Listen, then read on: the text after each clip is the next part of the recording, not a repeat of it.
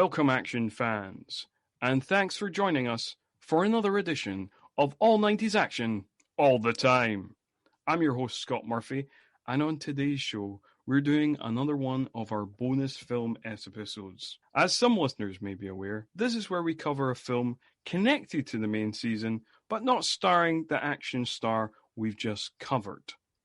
This time, we picked The Three Musketeers, or should I say, Disney's The Three Musketeers, because there's many film adaptations of The Three Musketeers. Why did we pick that? Well, because it stars Rebecca De Mornay, who starred alongside Kurt Russell in The Backdraft, and Oliver Platt, who starred alongside him in Executive Decision. So, usually I have my regular co-host, Craig, but he couldn't make it for this episode due to some undisclosed adventuring reasons. So in his stead, I enrolled friend of the pod, YouTuber Caleb Knutson. Hi, Caleb. Hello, I'm here, and let me just first start this by saying I hate cannonballs.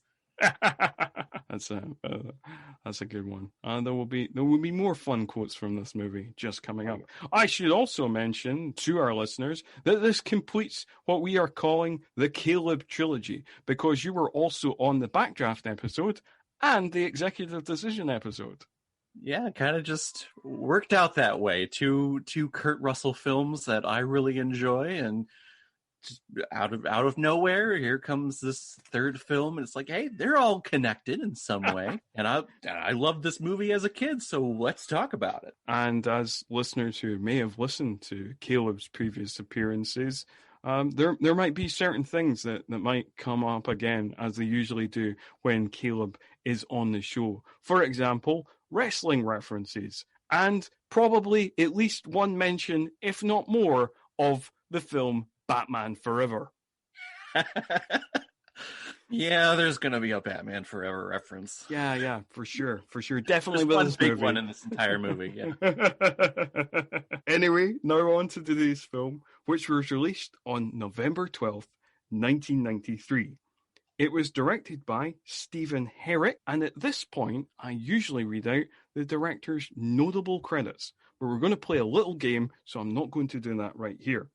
It was, of course, very loosely based on the Alexander Dumas novel of the same name, while the screenplay was written by David Loughrey, whose other notable credits include Passenger 57, Money Train, Star Trek V, and a lot of stalker kind of obsession thrillers. He wrote that movie Lakeview Terrace with Samuel L. Jackson, and then he seemed to write a bunch of other movies in a very similar vein.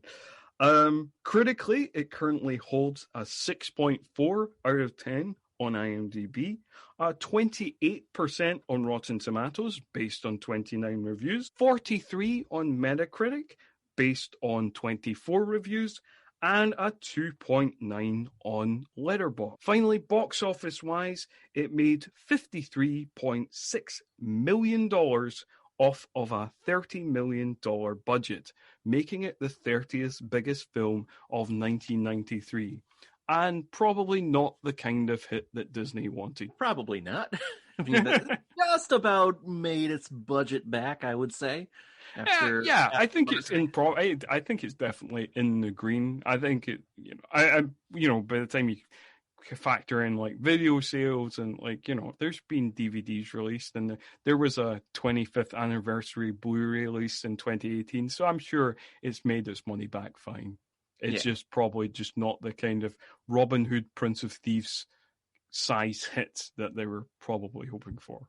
Yeah, I mean, Robin Hood, and then you mix all like the story elements, at least in particular the story elements from Princess Bride of Inigo Montoya in here. But yeah, it's one of those films that I remember watching a ton as a kid, but I guess not back in 1993. Not a ton of people saw it as much as I did. I mean, I'm kind of the same. I did not see it at the cinema, but I definitely rented it, and I definitely have saw it on television a bunch of times, during my childhood. And I do feel like it's very particular people in our age bracket who remember this movie. I don't think it's a particularly well remembered action movie from the 90s or one of the big swashbuckling adventures that people still talk about today. But there is a small band of people that I think remember this movie, and all in a similar age bracket of kind of early 30s to kind of 40, maybe.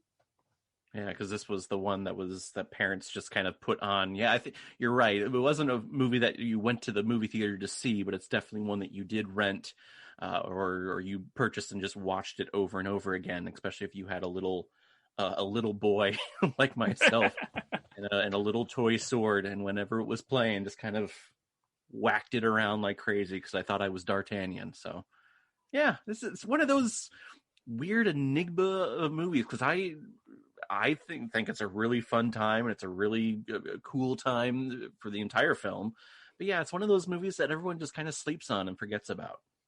Yeah, I think so. Rewatching this movie, I was saying to my partner earlier on today when I rewatched it, I was saying I definitely can see why I liked this movie as a kid, and I can also definitely see why it got bad reviews. Yeah, I can see that too. There are moments here where I think I was swooning over Chris O'Donnell back then, just because here's the Batman Forever reference. I'm a huge Robin fan, and when he was Robin a couple years later with Batman Forever, and going back and watching this movie, I'm like, yeah, he's Robin. I love Robin. This is awesome. But now watching it this couple weeks ago for my channel, it was, yeah, he's very much like Orlando Bloom from the Pirates films. Where I can see where you're going with this. Yeah. He looks good on camera. He can hit that heroic pose, but he's as stiff as a board. Stone wall. There is nothing there. Yeah, he's so wooden. I'm kind of the opposite. Even as a kid, I found Chris O'Donnell an irritating screen presence. I was not a fan of. I was a fan of Robin in other mediums, be it comic books or animated. But as much as I did like Batman Forever as a kid, for various reasons that we will talk about when we do cover that movie in a few months. Even then, I wasn't. I was like, oh, every time he was on screen, I was just like, he's bringing the movie down for me. Well, and plus, he had the coolest sword in this movie. Like the gold hilt and everything. Like, yeah, I want that. He's so cool. But then, yeah, as an adult, you're like, he's not really that cool. It's really Oliver Platt who kind of steals it for me now. Yeah, I thought he was funny as a kid, but nowadays it's just like, no, he's awesome. Well, actually, let me correct myself. The person I think who steals this film and who gets slept on as an amazing villain in cinema history is Tim Curry here. Well, yeah, we'll talk more about that. Yeah, I think like for me, it's kind of as a kid. My favorite was that I always kind of liked kind of witty comic characters. I was always attracted to that. So even as a kid, I probably slept on to Tim Curry's villain performance. Probably tickles me more, as a grown up. And I remember watching this movie as a teenager and enjoying Tim Curry's villain performance. But I remember when I first saw this movie, I probably because I'm just rooting for the heroes, all that. Like you probably slept on that performance, but Oliver Platt was always my favorite thing in this movie from the very first time I saw it. He gets all the fun one-liners. He has all the fun gadgets and the cool three-headed knives and everything. He's a delight, and he still is here. But the listeners might be thinking, we were promised a game. Like where's the game gone? Like you didn't read out his notable credits for some reason. Are you just going to forget that? No, I'm not going to forget that. So before we dive into the plot, I want to talk a little bit about the director, Stephen Herek. Now, Stephen Herek is not a critically acclaimed director. He's not the kind of director that you think of as being like, oh, I'm a fan of that guy, you know, in the way that you might think of like, oh, you're a fan of Scorsese or the Coen brothers or Tarantino or Kubrick or something like that. One of those famous filmmakers, Spielberg, whatever, you know. But it turns out that I've seen a shitload of Stephen Herek movies. So we're going to play a little game of how many Stephen Herek movies have you seen? Oh, God. Oh, God. Here we go. Okay, so Stephen Herek made his debut in 1986 with Critters. I have not seen Critters. Not seen Critters. I have seen Critters. One for me. All right. Second movie, Bill and Ted's Excellent Adventure. I definitely have seen that one. All right. Okay. 2-1. Okay. Third All movie, Don't Tell My Mom the Babysitter's Dead. I have never heard of that one. Okay. Funnily enough, weirdly, I actually have seen that. So I've seen his first 3 films. 3-1. His next movie, I'm almost positive you have seen, is The Mighty Duck. Yep. Definitely have seen that. So that is 3-2. The Three Musketeers, obviously we've both seen that. We're talking about it. So that's 4-3. I'm behind. Wait, hang on. 1, 2, 3, 4, 5. No, wait, 5. No, we've got to 5. No, it's 5-3. It's 5-3. Because you've not seen 2 of us. You're right. We're very bad at counting, apparently. Mr. Holland's Opus. I have seen this one. Okay, so that's 6-4. I'm the same. 101 Dalmatians. And that's the Glenn Close one, right? Yeah. Yep, I have seen that one. 7-5. Ugh. Okay. Holy Man, the Eddie Murphy comedy. I have not seen Holy Man. I have seen this man's first 8 films. Oh my God. 8-5. His next movie is Rockstar, the Mark Wahlberg film. I have seen that one once. Okay, so have I once. 8-6. And at this point, this is a point where I've just stopped seeing things made by him. So like we'll continue just in case you've seen them. Life or Something Like It is an Angelina Jolie romantic comedy. Nope, have not seen that one. Okay, so we're still at 8-6. Man of the House is a Tommy Lee Jones crime comedy. I remember seeing trailers for it. I do also remember seeing trailers for it and never watched it. Never watched it. It kind of really drops off after this. Dead Like Me, Life After Death is apparently based on the short-lived television series Dead Like Me, created by Brian Fuller. Nope. I didn't even know this movie existed. Into the Blue 2, The Reef. Yeah, my pubescent self did see that movie, actually. What? The sequel? The sequel. You've seen Into the Blue 2? To the Paul Walker and Jessica Alba one? Yeah, I've seen that sequel. You've seen the sequel? Maybe half of it. Oh, yeah. Okay. Does half count? Yeah. Okay. 8-7. Amazing. 8-7. All right. And I'm pretty sure this must have been the low point of his career. Okay. The next one, 2011 film. It's The Chaperone. The low point in whose career? Low point in everybody involved. Because little Hunter decided to be a bus driver. Yes, I have seen this one. Yes. I'm the idiot WWE fan who's like, yeah, I'm gonna watch all of those movies from the WWE studios. I think this is probably the point that I stopped watching them after this. Yep. Oh no, there's that. No, wait, that might be a lie, actually, because I think there's like an Edge buddy cop comedy that I can't remember the name of now that I think came out like maybe a year or two after this. Yeah. I did not see that one though. I do know the one you're talking about though. I remember. Yeah. I think that might have been the last WWE studio movie I watched. I think I watched The Chaperone just because CM Punk and everyone at that time in wrestling was just constantly ripping on Triple H for that film. So I'm like, I have to see this. And it was kind of like years before with Cena and the Marine. I'm like, everyone keeps ripping on this. I have to see this. And oof. Yeah, that's true. That's true. I mean, like, I've not seen many of the WWE studio ones. Like, I've not seen any of the Marine sequels. But like, for, same as you, because everybody was kind of ripping on them. Like, I was like, oh, I've got to check it out. Like, and by God, I mean, like, Cena has improved. Like, I'm not a big Cena fan, but I can say that he has improved slightly from the terrible low point of the Marine. But yes, so for people who don't know, the Hunter that we're referring to is Triple H, Hunter H. Helmsley, who was the star of The Chaperone. The last two, one's called Reverse Runner, which is apparently wait a second, he just executive produced that. He did not direct it. No, so the last one is called The Great Gilly Hopkins. I've never heard of it. I have no idea. Looking at the poster here, kind of looks like a kids movie.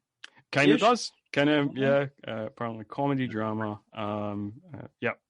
Apparently stars Kathy Bates. It's based on a children's book. So yes, like you say, it's kids movie. So, unbelievably, Stephen Herek, you have seen 7 of his films. I have seen 9 of his films. Wow. That's kind of crazy.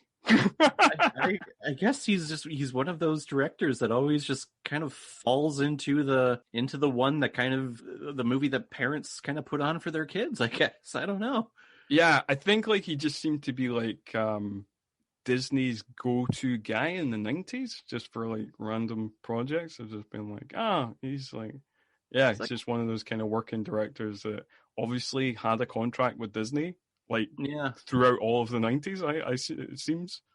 And he just seemed kind of like the reliable one to always just pump out just a nice, simple, easy hero wins in the end type film, I guess. Yeah. That's what this is. I mean, we have a lot of dark scenes and some dark characters here, but in the long run, the Three Musketeers is a pretty easy, simple hero's tale, and this version, I mean, takes it from the telling from the French point of view, and let's just go, hey, this is American. This is all. We lose the accents except for Tim Curry. Let's make this an American French tale. It is, yes, it is very much American. It's American British. Most of the villains are British, and most of all the heroes are American. All of the heroes have talking parts. So yeah, they're all American, and we have like in terms of the talking parts in terms of the characters of any significance, and she doesn't have a lot of significance. There's only one French actress of any real significance in the movie. And who is that? The actress who plays Constance, the Queen's Hand, is played by Julie Delpy, and I had a feeling. Yep, or as Chris O'Donnell would pronounce it, Constance. And as we'll discuss, that is one of the laziest written romances possibly in film history. But hey, it lasts for the entire movie. You feel it. It's strong. Oh yeah, they fall in love in one scene, and we'll get to it. We'll get literally fall in love. Yeah. Yeah. Okay. Love at first sight. Yeah. Whatever. Dear. So before we get fully underway, yes, listener, we're not fully underway yet. What happens in these episodes is we describe the plot of the movie and kind of give a commentary of the kind of running commentary on the film. So the episode is maybe like 20 minutes in, but we've not officially started yet. But before we do officially start, I've got to give you your official spoiler warning so nobody can shout at me on the internet. So you have been warned. We talk about the whole movie from beginning to end, talking about everything in it. And if you don't want to hear that, or if you haven't seen the movie, go away, watch the movie, come back and listen to this episode. So there you go. You can't shout at me. I mean, you can shout at me for other things, I'm sure you will. But, just that one specific thing, can't shout at me. Caleb, tell us how the movie begins. I was going to say, they're probably shouting, like, just start the episode, God! Well, that's why I cut to you. I was saying. But the film opens with what was shocking to me to remember, because I completely forgot, but just how great of an opening introduction this is to our main villain. We have this epic score, operatic choir singing, the Rectus in the background, and Cardinal Richelieu is being paddled his way to the underground docks, I guess, of the Kingdom of France, or the palace or whatever. And he's coming in with his silk gown, the boat. It has like this dragon skull on it. It really paints Cardinal Richelieu, or however you want to pronounce it in this movie. You get like 4 or 5 different pronunciations of Richelieu. I think Kiefer Sutherland says Richelieu at one point.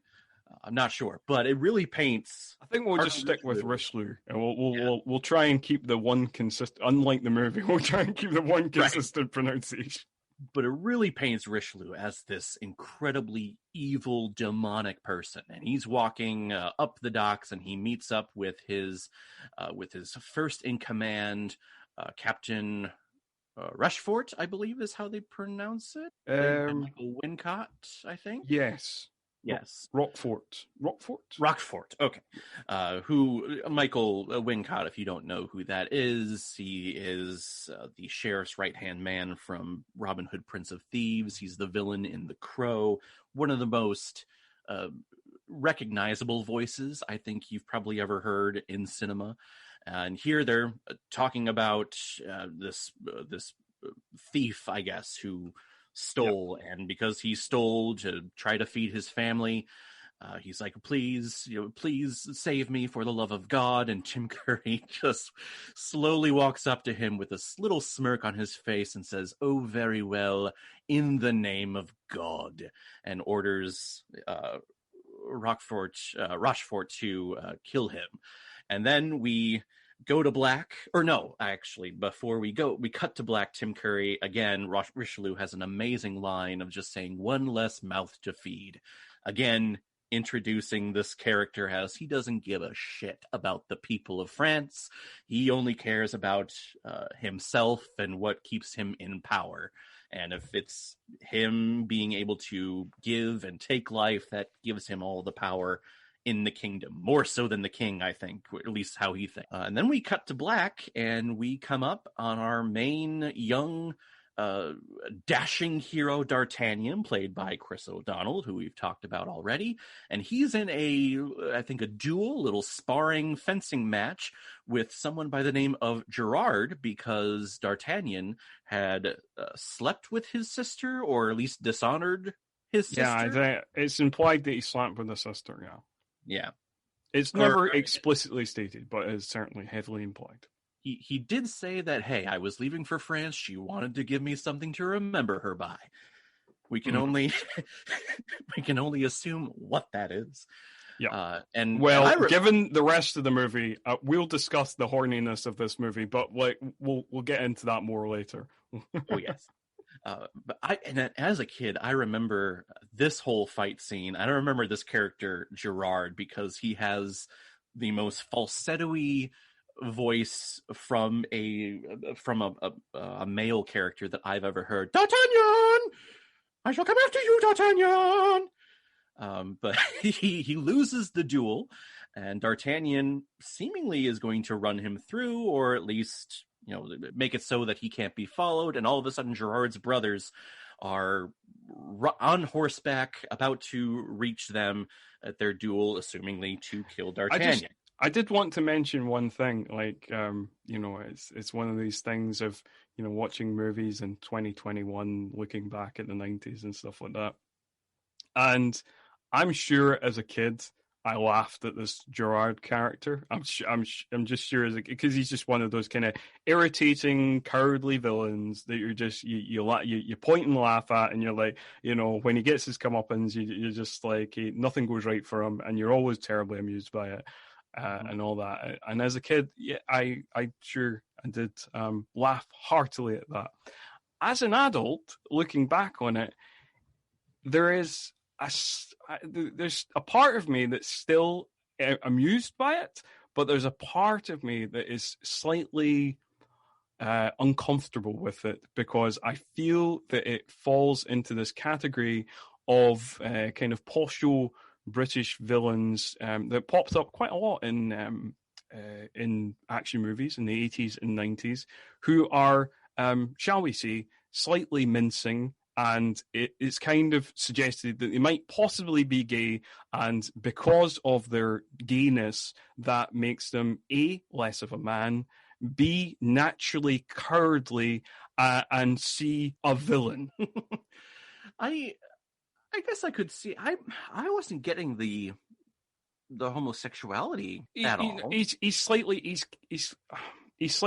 kind of camp and kind of mincing, and he's got that falsetto voice and he's got that kind of heavy makeup, and he's kind of I feel like he's kind of coded in a way that is supposed to make you think like, oh, he's a limp-wristed gay man.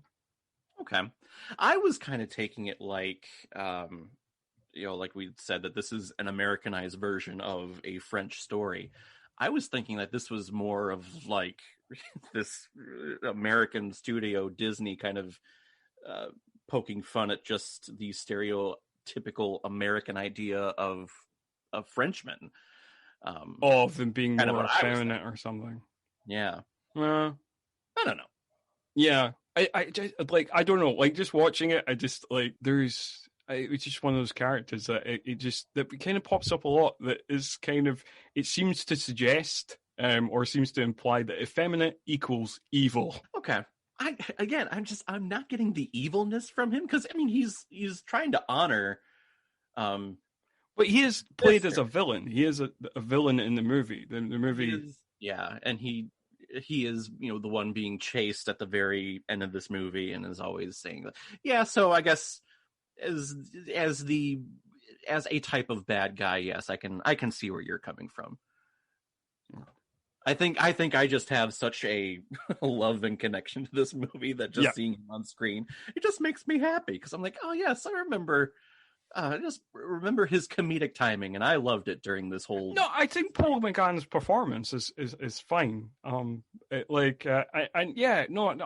of me is still entertained, but it just got me thinking about like kind of other characters that I'd seen like that like I think you are right. I mean, early this time, when it came to effeminate characters, when it came to homosexual characters, just flat out in film, it was usually perceived as, oh, they're the jokey ones, or they are the villains. They're the ones that aren't being taken seriously. When we reviewed Demolition Man earlier this year, it was Bob, the character with the little gray patch in his hair. He's pointed out as just being this effeminate character, and he's villainesque, and yeah. So I mean, I think you're absolutely right. There is something there. Just again, it's just something that I love, this horse chase scene, and when he's on screen speaking in that falsetto, I just have a good time with it. I could get what you mean. There is something naturally funny with the way Paul McGann says, "D'Artagnan, my brothers will avenge me." Yeah, there is. And then the whole slow eye opening of, oh no, what? Come back, horse. Yes. I like kind of going on to the horse chase that happens there. There is a bunch of beats that I do like within that horse chase. Like, so Gerard has like 4 other brothers, and they're all chasing D'Artagnan. And one of the brothers is knocked off his horse by a woman who just kind of happens to be hanging from out of an attic. And then there's another one that, like, his horse bumps into a ladder in kind of almost comic slow motion. Like the guy kind of falls off the ladder, kind of whoop, whoop, whoop, whoop, whoop, whoop. Yep. And then there's another one where I think it's some type of mill or whatever. Oh yeah. Kind of pushes it, and the weight that's on the other side that's balancing it comes around and smacks him in the head. It's a fun chasing, and we get a score here that is very repetitive. Michael Kamen, who did the music for this film, we have I mean, you can feel it in the strings and in the horns playing the da da da da da, but it keeps repeating it. That is true.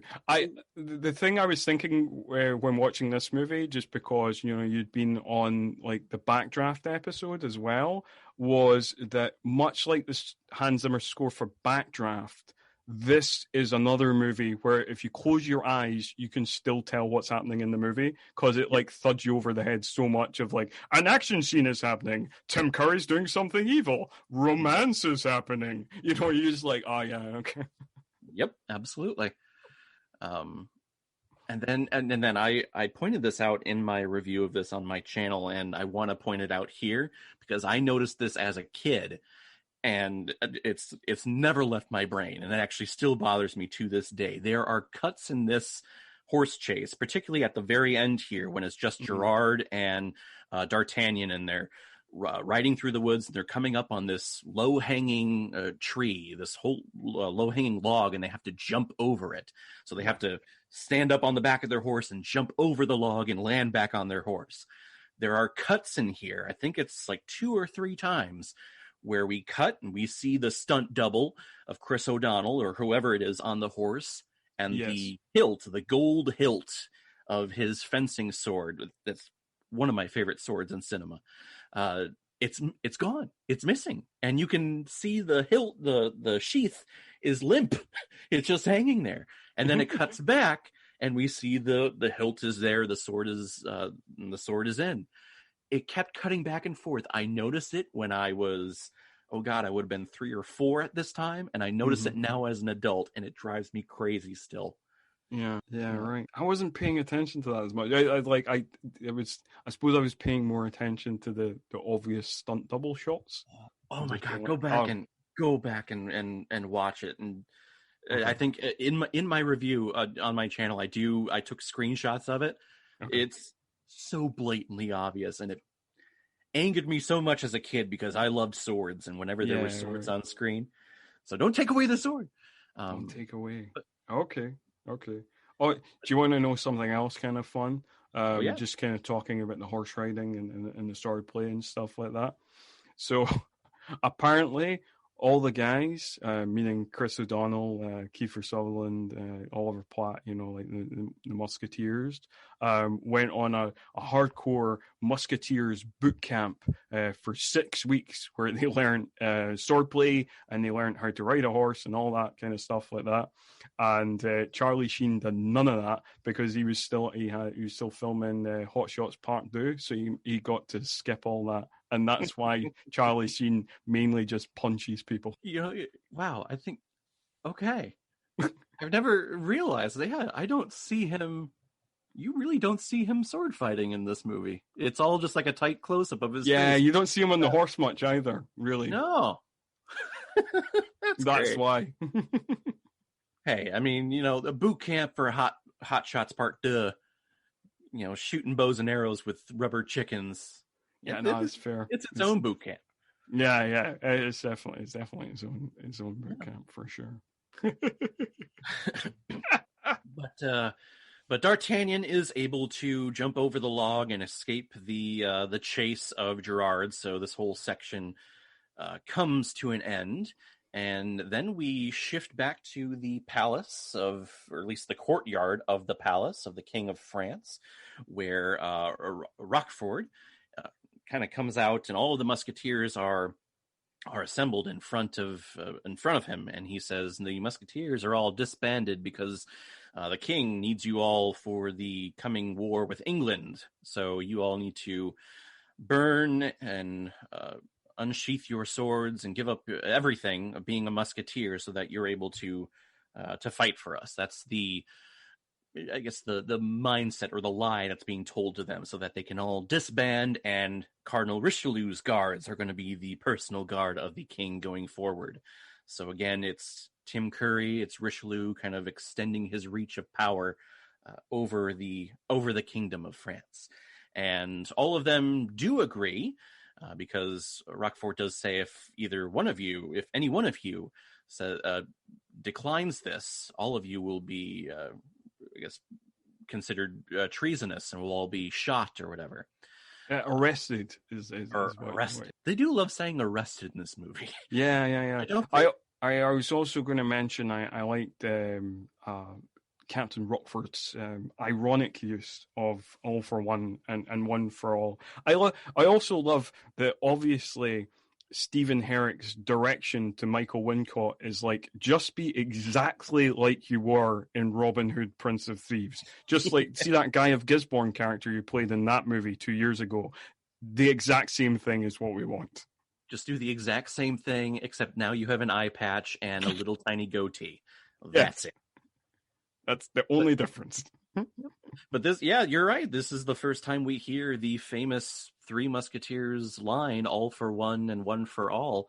And it's being said by the villain, or at least our secondary villain of this film. So interesting. But we come to find out there are three Musketeers who didn't show up to the ceremony to, I guess, get rid of their Musketeer guard. And that are three Musketeers by the name of Athos, Pathos, and Aramis. Athos played by Kiefer Sutherland, Porthos, Oliver Platt, and Aramis by Charlie Sheen. There's also a fun little scene there where we do get Roquefort and Richelieu, confirming with each other of, I love your use of the Musketeer line, all for one and one for all. God, I just love Richelieu. I love Tim Curry in this movie. Yeah. We'll definitely discuss further the greatness of Tim Curry as Richelieu. And also, shame on me for not looking up this ahead of time. I have done research on the episode, as I can tip by the Musketeers boot camp fact. But I did not look up who did the costume designing, because by God, the robes that Richelieu that he's wearing is practically a character in and of itself. Oh my God, yes. When he walks down a hallway, this silk cape just expands the entire width of the hallway and takes up the entire thing. It is beautiful. It is gorgeous. And hell, even the tunics of the Musketeers and Roquefort's outfit here is pretty freaking spectacular. Yeah. No, absolutely. The costume designing in this movie is great. I worked for an antique shop, and they had it wasn't one from this movie, but they rented out costumes and things like that, and they did have a Musketeer tunic that did look very similar to the one in this movie. The costumes here are great too. Really, I think any period piece like this is a costumer's dream.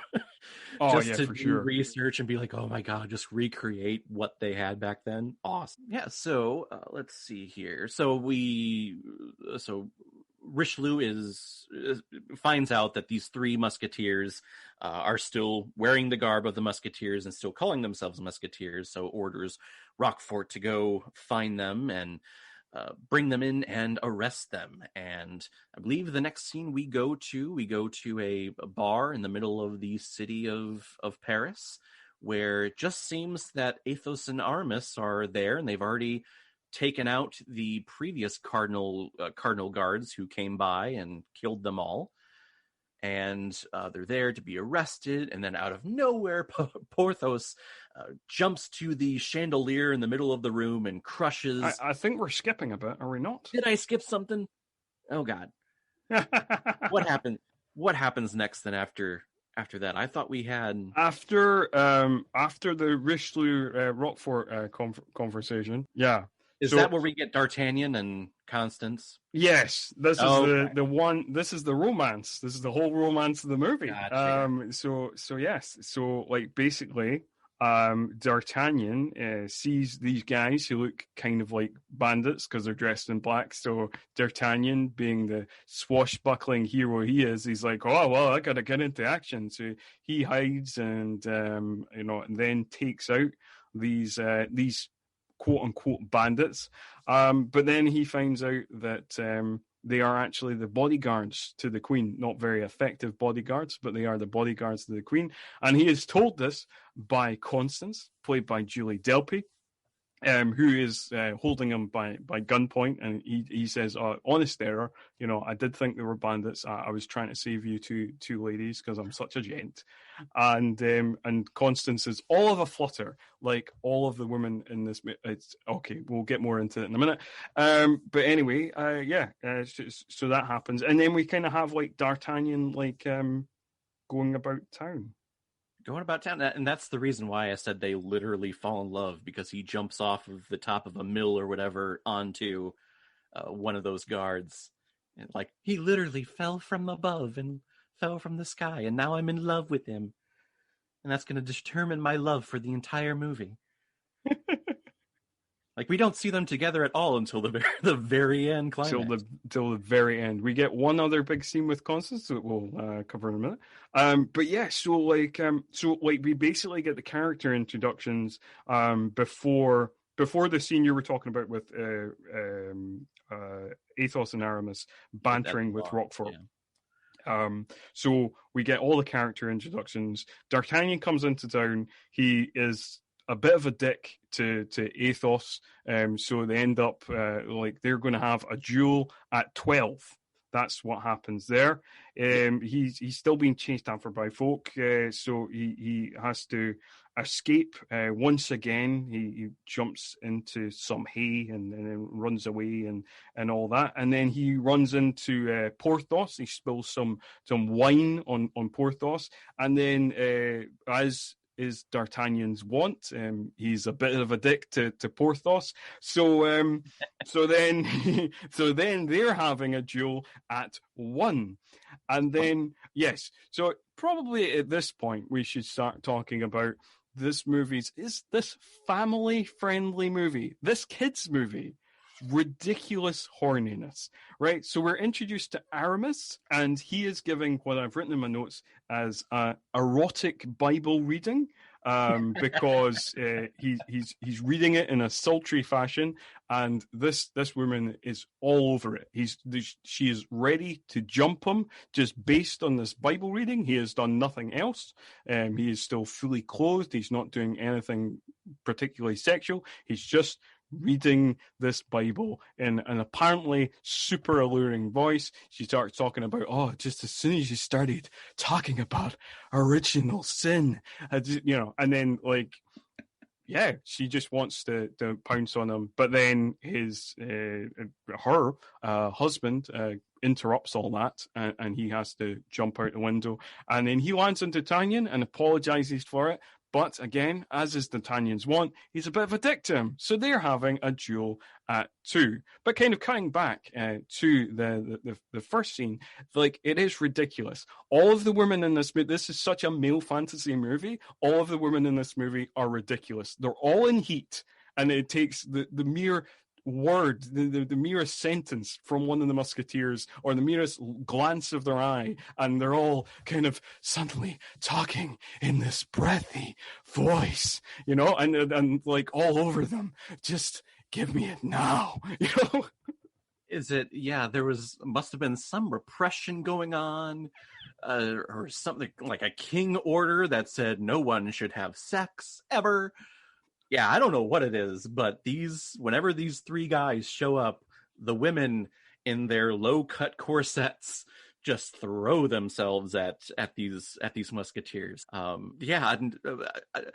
don't think it's out of the norm for there to be people in this world, in particular people in small town the United States, who would get a little aroused by hearing the scripture being read. Yeah, all right. I'm not going to argue with that. Right. But yeah, here I think it's hilarious that it's Charlie Sheen who's showing restraint with this woman. I mean, yes, that's true. He is delivering it in a very sensual and sultry way, or the scripture, reading it to her. But he's the one there who, like you said, he's fully clothed and he's just standing back. He's the one who pushes back and says, "Madam, I'm here to teach the word of God." And she's like, "Oh, I'm just sorry. You said original sin. Please go on. We also have to cut back to the meeting with Porthos and how he was given the sash that was ruined by that wine that was spilled on him. He was given that sash by the Queen of America. Yes, it is established throughout the movie that Porthos, as much as he has some fame and notoriety, talks up that notoriety and is a bit of a bullshitter. I just love his retort to D'Artagnan when he unsheaths his sword and is, like you said, being a dick. D'Artagnan is a major dick in this movie.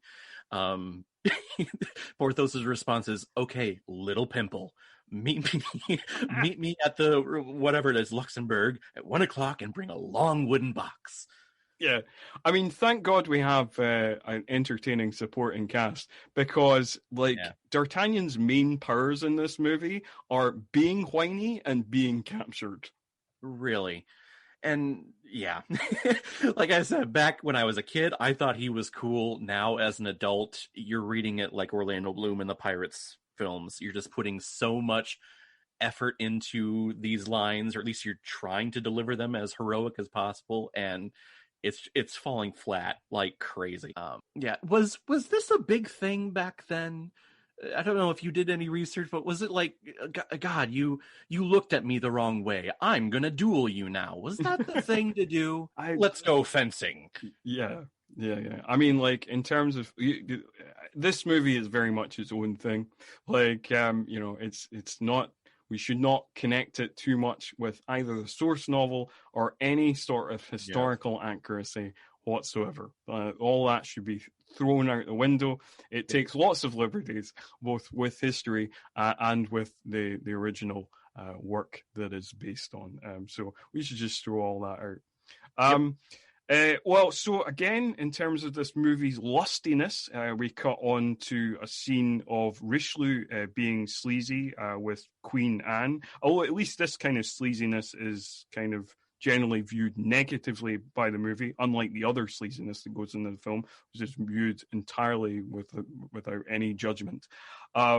But so that's, and it does feel, because like I did look up Gabrielle Anwar's age, and she was 23 when this movie was made, but she looks younger, and like obviously Tim Curry was like in his 40s at the time, so it kind of comes off creepy. And also, yes, in terms of this movie's lustiness, basically the king is angry about he comes in and he's angry about the Musketeers announcement. He did agree to the disbanding of the Musketeers, but he wanted to make the announcement himself. And that sternness and that standing up for himself, like the Queen Anne gives him a glance like she's just about to orgasm. Any show of manliness in this movie, like every woman is just like, oh. You're so right. You're like, oh my God, you're being authoritative. But yeah, that was their whole conversation before the king comes in was, I was given to the king basically from her father, and they haven't really shared any connection at all, the Queen Anne and the king. So to kind of see him, and King Louis was really young at this time in his reign. He's a little boy that Richelieu at least looks at him as. So to see him kind of have that authoritative position and to kind of use his power to make a point to someone who definitely has power in Richelieu, yeah, you can tell it's kind of rubbing her the right way. I can certainly see. It's a little tiny. You're right. It's a little tiny head turn. It was like, okay, I like him now. But there is still the awkward ending of that scene where Richelieu leaves the room, and then the king and queen, they look at each other, and the king kind of like shuffles quickly off, like, I don't know what to do or talk to girls. Yeah. Poor kid. I did look up that as well. The actor who played the king, Hugh O'Connor, was only 18 when this movie was made. Oh wow. Wow. Yeah. Does he have that big of a nose in real life, or was that prosthetics? Do you know? Looking at a picture of him now, it looks like it's pretty much his real nose. Wow.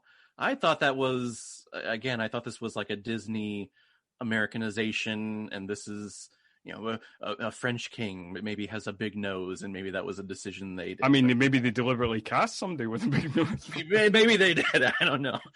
But yeah, just watching it this time, I'm like, wow, your nose is very long. I don't know.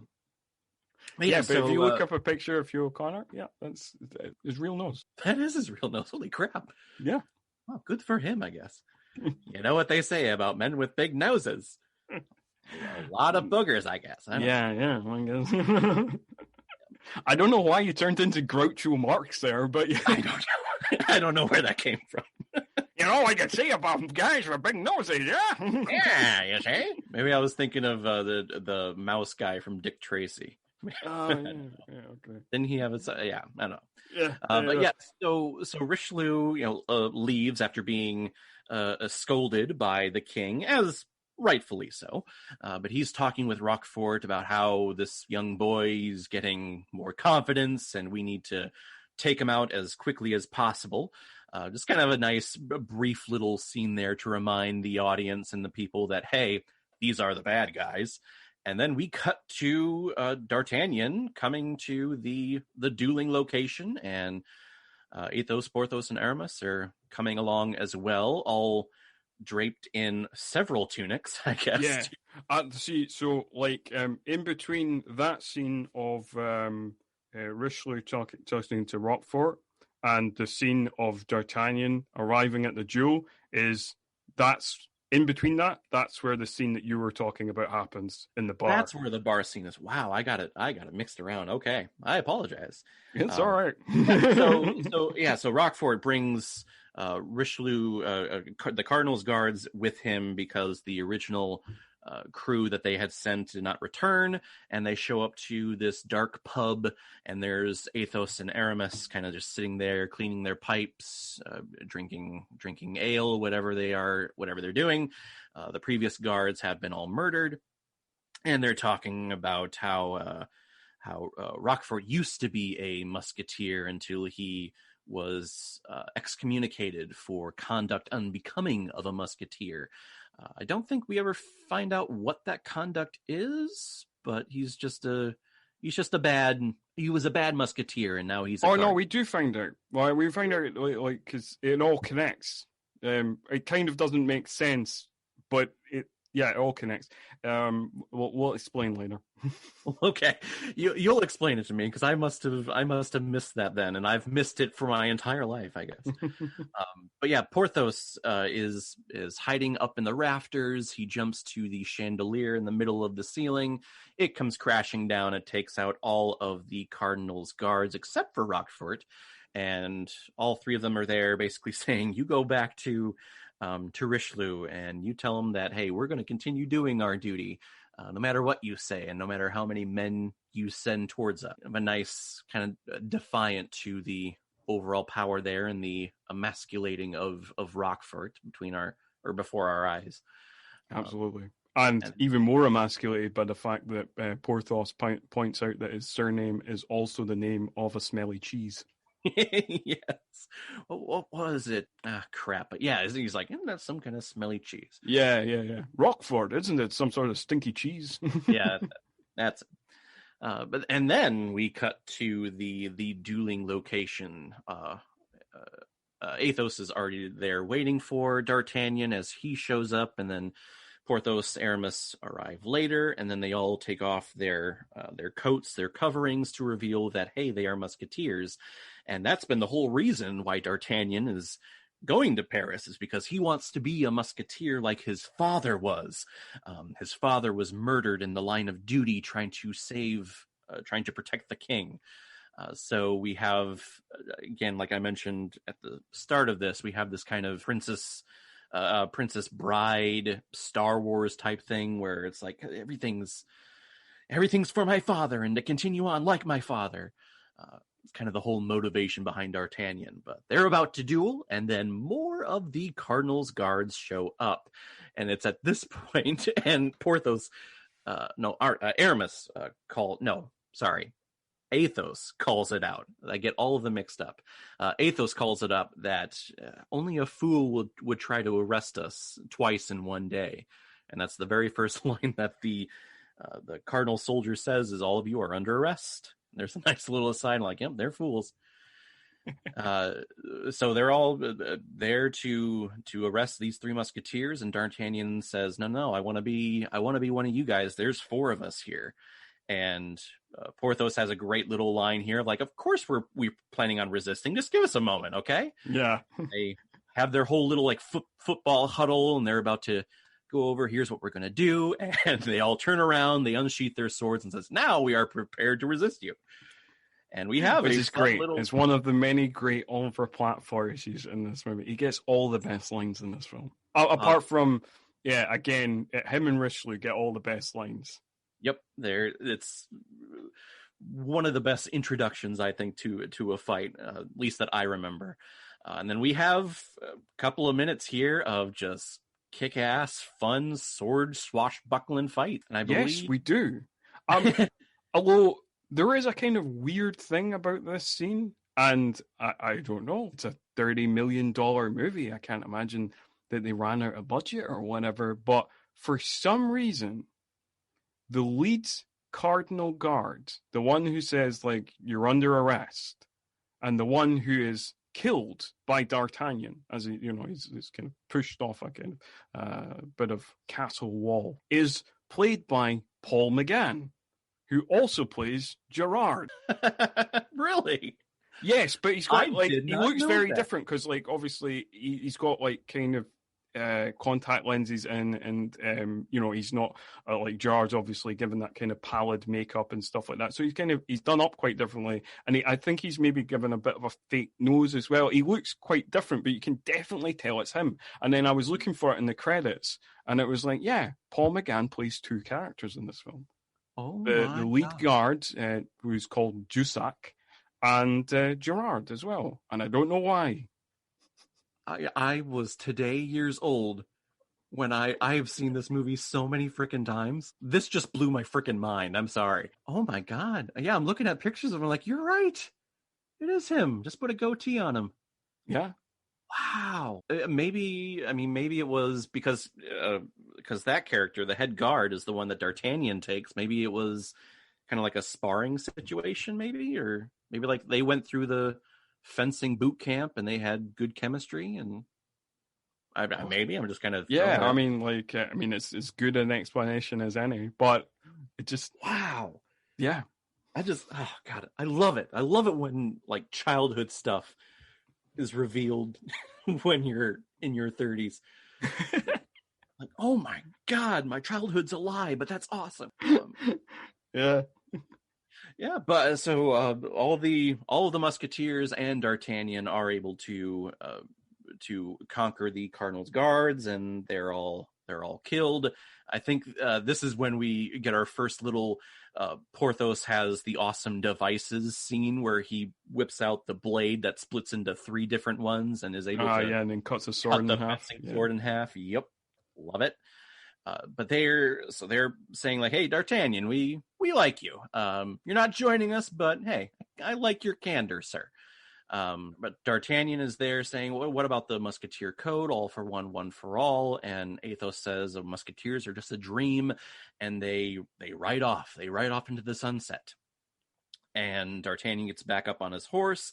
And here comes Roquefort with a bunch of Cardinal guards who are, I guess for whatever reason, they don't come with the first grouping of Cardinal soldiers. I'm starting to realize that the plan of Roquefort is to kind of send pawns in to die, and yes, like they all just don't come in at once. I don't get it. Yeah, but they're there. D'Artagnan tries to combat them because he's talking about long live the Musketeers, and Roquefort knocks him off his horse, and he's knocked out, and he's captured and taken to the prisons underneath the palace of the King of France. And it's there that Roquefort takes the golden-hilted sword that was D'Artagnan's father's musketeer sword. Again, love this. I love this sword. I want this sword. I've always wanted this sword. It's here that we kind of have a hint that Roquefort knows D'Artagnan's father, because he's seen that sword before. It's a little detail that we have not mentioned yet, but Roquefort is missing an eye. And we come to find out a little bit later, but we can talk about it now, is that eye was cut out of his head by D'Artagnan's father. And Roquefort was the one to slay him, which kind of makes the scene all the more tension-y, I believe. If am I wrong on that one? No, I got it right. Yeah. No. Okay. But yeah, so he leaves and D'Artagnan's locked up. He's able to escape and put on the prisoner guard's outfit and kind of maneuver his way, trying to escape. And while he is trying to escape, he notices a hooded figure go into a room with Cardinal Richelieu. And he is able to get to the door and listen in. And this is where we get the introduction of Rebecca de Mornay to the film as Milady de Winter, who is a consultant of the Duke of Buckingham. Yeah, is like that a kind of role? secret agent. Yeah. Some messenger from the Duke of Buckingham. And she's talking with Richelieu about assassinating the King of France, and the Duke of Buckingham and Cardinal Richelieu will rule both kingdoms as one. And there is a message or a treaty that Richelieu gives to Milady de Winter, who is going to take it on a ship, which is coming Tuesday, I believe they say, to the Duke of Buckingham for him to sign. And this is treaty to, combine kingdoms or whatever. It's all done in the very evil scope of the movie by killing the King of France. And D'Artagnan is captured again by Roquefort, is seen again listening in, and he's taken before Richelieu, and we find out that D'Artagnan probably heard something that he probably shouldn't have, so we're going to send him to be executed and beheaded. Yeah, just before we get more into that, I did want to point out, because I feel like I should point out every time the horniness of this movie. We get more Richelieu being really sleazy and trying to grab Milady's breast, and then she threatens to cut off his knackers, and that's quite funny. Yes, that's our introduction to de Mornay as Milady de Winter. She is cloaked. Richelieu walks up to her and just slowly, in the sleaziest way you could think possible, lifts up her cloak and just reveals this beautiful corset. And the camera is just perfectly angled in position to just look down the cleavage hole, I guess. There is so many cleavage shots in this family film. So many cleavage shots. I just can't understand how they got away with it. To be fair, this is the tame one. Yeah, no, I know. I mean, it gets much worse, but it's just PG, guys. Yeah, that's right. This is PG.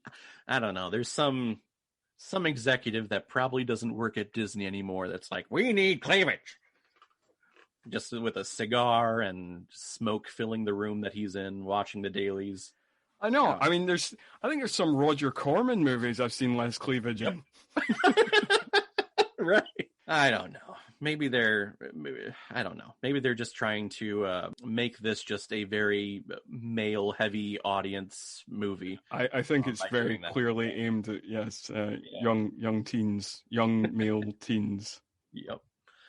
Yeah. But so Richelieu, finds D'Artagnan and is like, he probably heard something that he wasn't supposed to, so we'll send him to be executed and do a public beheading, because it's been a while since we had one of those, right, guys? That was a little bit of Robin Hood Men in Tights. Yes.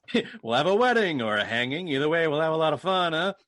But yeah, so D'Artagnan's being I think this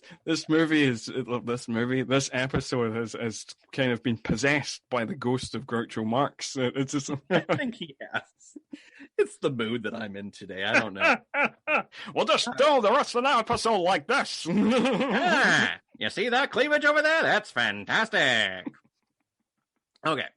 I love the Marx Brothers, but enough of that. Okay, we'll try not to do any more throughout this entire thing. We'll just talk about the movie instead of doing all this Marx Brothers shtick. The audience loves this. This is what they come here for. It's what we're known for. It's what we're known for, and we don't get yelled at in the comments at all for it. Okay. Reel it back in. Right. I do want to say, though, cutting back to the movie, talking semi-seriously, I guess, this is one of the things, I've seen it in 1,000 swashbuckling adventures. I mean, obviously not literally, but there's dozens of films that I've watched that has this, the classic Robin Hood escape, where our hero is taken to the gallows either to be hung or to be beheaded. And then at the last minute, it is revealed to him that the executioners are actually his friends and allies. And then they all reveal themselves to the audience, and then they kick ass, and then they escape. I've seen it in a bunch of movies, and it entertains me every single goddamn time. And it entertains because it's our main character who is literally inches from death, and to see our main character kind of just springboard to life and to safety. Yeah, it's an overdone a trope in films, but you know what? You're right. Every time it happens, you just throw your fist up in the air and you go, yeah. And I love the way that it happens here. We get the slight little aside from Aramis, who's the preacher, the hooded preacher, or whoever, and says the Three Musketeer line, all for one and one for all. And Porthos says, this axe was a gift to me from, I forget who it's from, but it's basically like the Queen of America or someone like that. Yeah, so somebody else, some other fictional character. I just love it. His fame is, again, represented and is stretched far and wide. And Aramis opens up the Bible and reveals a pistol cut out in the middle of it. I freaking love that. And yeah, that's a great beat. Like, I love that moment as well. I remembered that moment from when I was a kid as well, of him pulling out the gun from the hollowed out Bible. It's cool. And then after he shoots it, the smoke is still coming out of the gun. He does the little crucifix cross. Like, perfect. Love that touch. Again, from Charlie Sheen, and I can't not laugh at that. Man of God, Charlie Sheen. But while this is happening, Ethos, Kiefer Sutherland, is commandeering the Cardinal's carriage with a couple of horses attached to it. So he's bringing the carriage up, and they all jump in. D'Artagnan's there steering with him, and they break free. They're running through the streets of Paris. They find that what does Pathos say? He says, "Oh, it's the Cardinal's personal snack box," or something. Yeah. Say something like that. Also, this doesn't seem very Disney. It turns out Aramis is a socialist. Well, he finds all of the money, that's all the gold that's hidden in this carriage, and cuts out the top of the carriage, gives it to D'Artagnan, and says, "Give it to the people, spread the wealth, give it to everyone." I think it's probably my first encounter with socialism as a young child.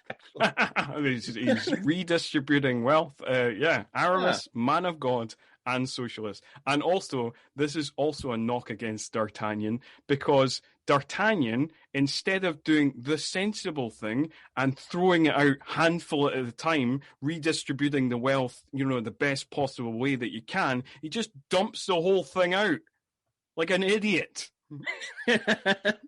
Yeah, he doesn't spread it out over a long distance. It's just like, oh, here's one little marketplace, here's the box, now fight over it, all of you savages. Yeah, he's an instigator is what he is. Yeah. But it's here in the carriage chase, because they're being chased by the Cardinal Guards, who are basically stormtroopers at this point because they can't hit a thing. I don't think they ever land a shot at all. Well, actually, that's the funny thing about doing the research on the movie. Read a quote from the writer of the film, David Loughrey, and he said, Hollywood has been remaking this movie for years. It's Star Wars. They're just dressed differently. Yep. That's all it is. So he's clearly patented it on Star Wars. And on the Star Wars connection, I've discovered that the costume designer was a guy called John Mole, who sadly died in 2017, aged 86. And he did the costume designs on the original Star Wars, Empire Strikes Back, Alien, and Gandhi. There you go. He knows, Joseph Campbell archetypes here. You put all the good guys, all the good people in bright clothes, lighter clothes, and then all of your villains, you put them all in dark colors. Hell, even red, or the color red, what have you, just represents villainy. All that's represented here. You said he died in 2017? Yeah, age 86. 86? Hey, you know what? That's not too shabby. Yeah. And he clearly had a very, very successful career. He was obviously very good at wind-up. Oh, yeah. Did two of the biggest movies in the history of movies. So yeah, absolutely. Oh, very good. We take our hats off to you, Mr. John. Yeah, take our feathered hats off. Exactly. The feather hats that we wore just for this episode. Yes. During this chariot race, or carriage race, I should say, D'Artagnan does tell the other Musketeers of what he overheard about the Lady de Winter and the treaty, the message that's going to be sent to the Duke of Buckingham, and they're going to make the plans to intercept that treaty from getting to the ship and being sent over. And again, fun chase scene here. There's a moment, I guess, kind of backing up the idea of Chris O'Donnell, not the best in this movie. Athos is seeing, I guess there's like a blockade in front of them, and the only path to keep going forward is to go to the right. So Athos says, turn here. And D'Artagnan has this one little line, what, here? Huh? Yes, here! Yes, the right. Come on! I also do want to point out, so we're kind of intercutting between things, because you kind of see Richelieu talking to Rochefort, and then you cut back to the chase, and you kind of cut back and forth between a couple of things. And it's in this section of the movie, it's during this chase that we get two of the best dialogue exchanges in the movie. One with Richelieu and Rochefort, where Richelieu is saying 1,000 gold pieces to anybody who brings me the Musketeers, alive or dead. And then he makes a kind of dramatic pause and then just goes, I prefer dead. And it's the way he says it is beautiful.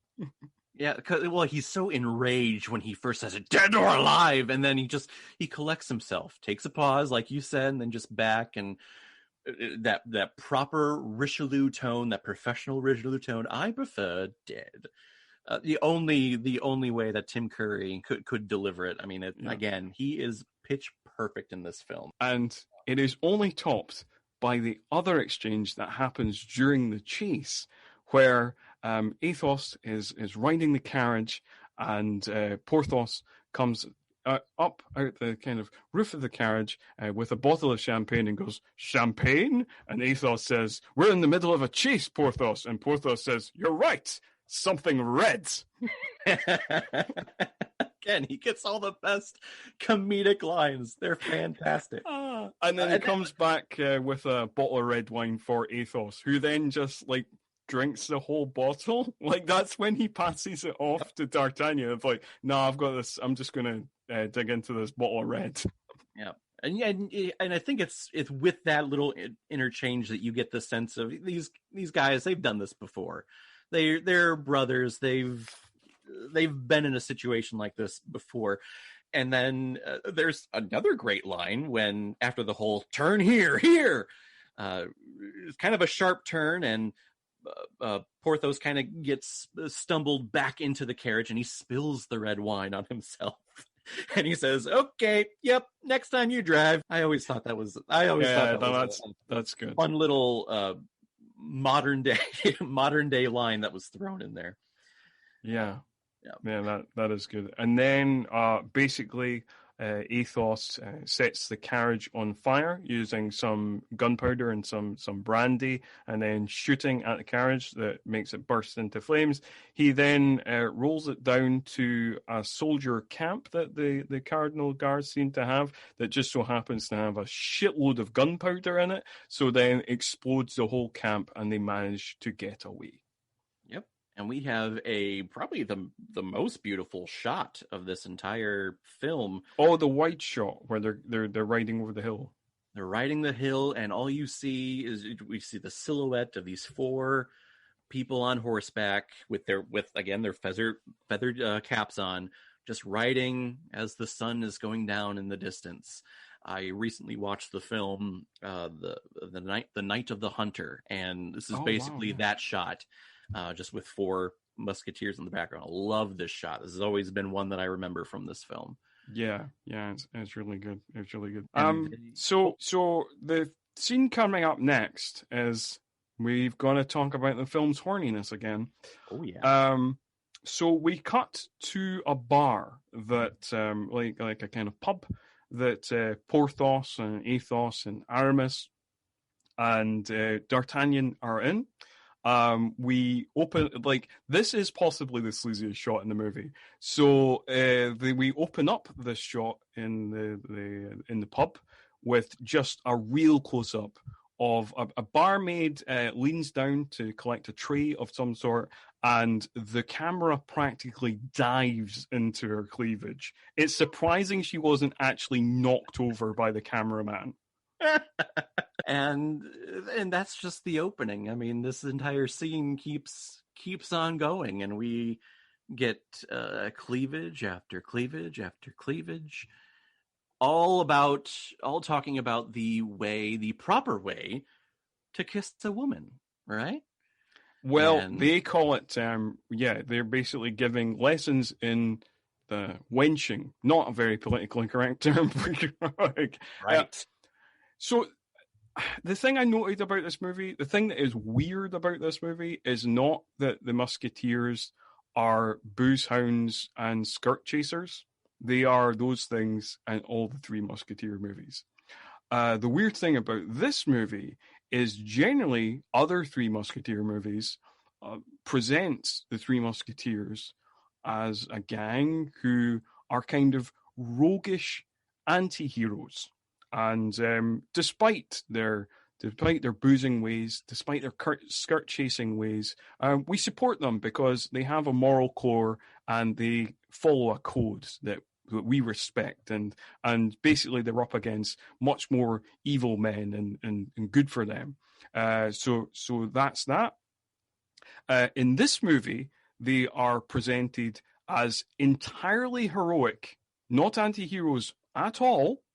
And instead of sanitizing their behavior, what this movie does is have them have the exact same behavior as they do in the other movies, but just not comment on it and just be like, this is all perfectly fine. There is no, even the Bond films that are, it's possibly the most sexist franchise ever made, has characters who like roll their eyes at Bond and be like, oh geez, are you doing that thing again? There's none of that in this movie. It's just like, this behavior, all good. Yeah, in Bond you'll have those morally correct characters to be like, hey, why don't you next time you pick a meeting place, why don't you do it when you're not laying on your back? Lines like that. But yeah, here it's all just you go ahead and you I don't want to say assault, but you're basically imposing yourself on women all you want, and it's totally fine. It is totally okay. And society says that's okay because we're not going to correct. We're all just going to laugh and cheer and drink and have a good time. Keep on doing what you're doing. Yeah, it's I would say like young pubescent Caleb was okay with that, but yeah, now as an adult it's very jarring to see. The scene is very weird, and it's one of the weirdest kind of turns and pacing decisions of this film, because I think we're very heroic and we're very actiony throughout the entire thing. Here's a moment where we need to slow things down a little bit, and we get a little imposing from these male figures on these women. Yeah, and it's kind of presented, as we've kind of discussed, in this movie universe, as long as you present as manly and you're doing manly things, then women will just fall at your feet. And then, there's no need for consent or anything, because they just, obviously, they'll just immediately love you because you're manly and you can sword fight and you can do manly things. And yeah, it's I'm not gonna lie. I'm not gonna say that when I was watching this, when I was like 13 or whatever, I wouldn't have thought of it. I probably would have just been like, oh, those are attractive women on screen, it just wouldn't have crossed my mind. But yes, watching it now as a 35-year-old man, this it's problematic. This whole film's attitude towards women is It's not good. Yeah, not good. And it's represented here just in the blocking itself. Porthos has a woman draped across his lap, and when D'Artagnan kind of catches after he catches the cleavage, catches the eyes of the barmaid who came over with his drink, all of a sudden Porthos is like, ooh, you're getting an erection over there, aren't you? Well, let me tell you how to kiss a woman. And the woman that's on his lap, he just straight up goes, here's how you do it. And he does it in a very aggressive and wild and crazy manner. Whereas Aramis is on the other side of the table, and he's acting very sophisticated and thinking that, oh no, words are way more powerful than actions. Here, let me demonstrate. Goes over to the same woman and recites some poetry to her, and immediately, like you said, he does it in a very seductive and manly fashion, and that just turns her gears, and she throws herself at Aramis, kind of competing with each other. Here's actions, and then here's words. There you go, D'Artagnan. Go over to that maid that you caught eyes with, and you see what works on her. And we get one hilarious attempt at poetry from D'Artagnan. As I think he says, as morning hues of sunset swept, he can't remember the last word until Aramis says, fire, it's fire.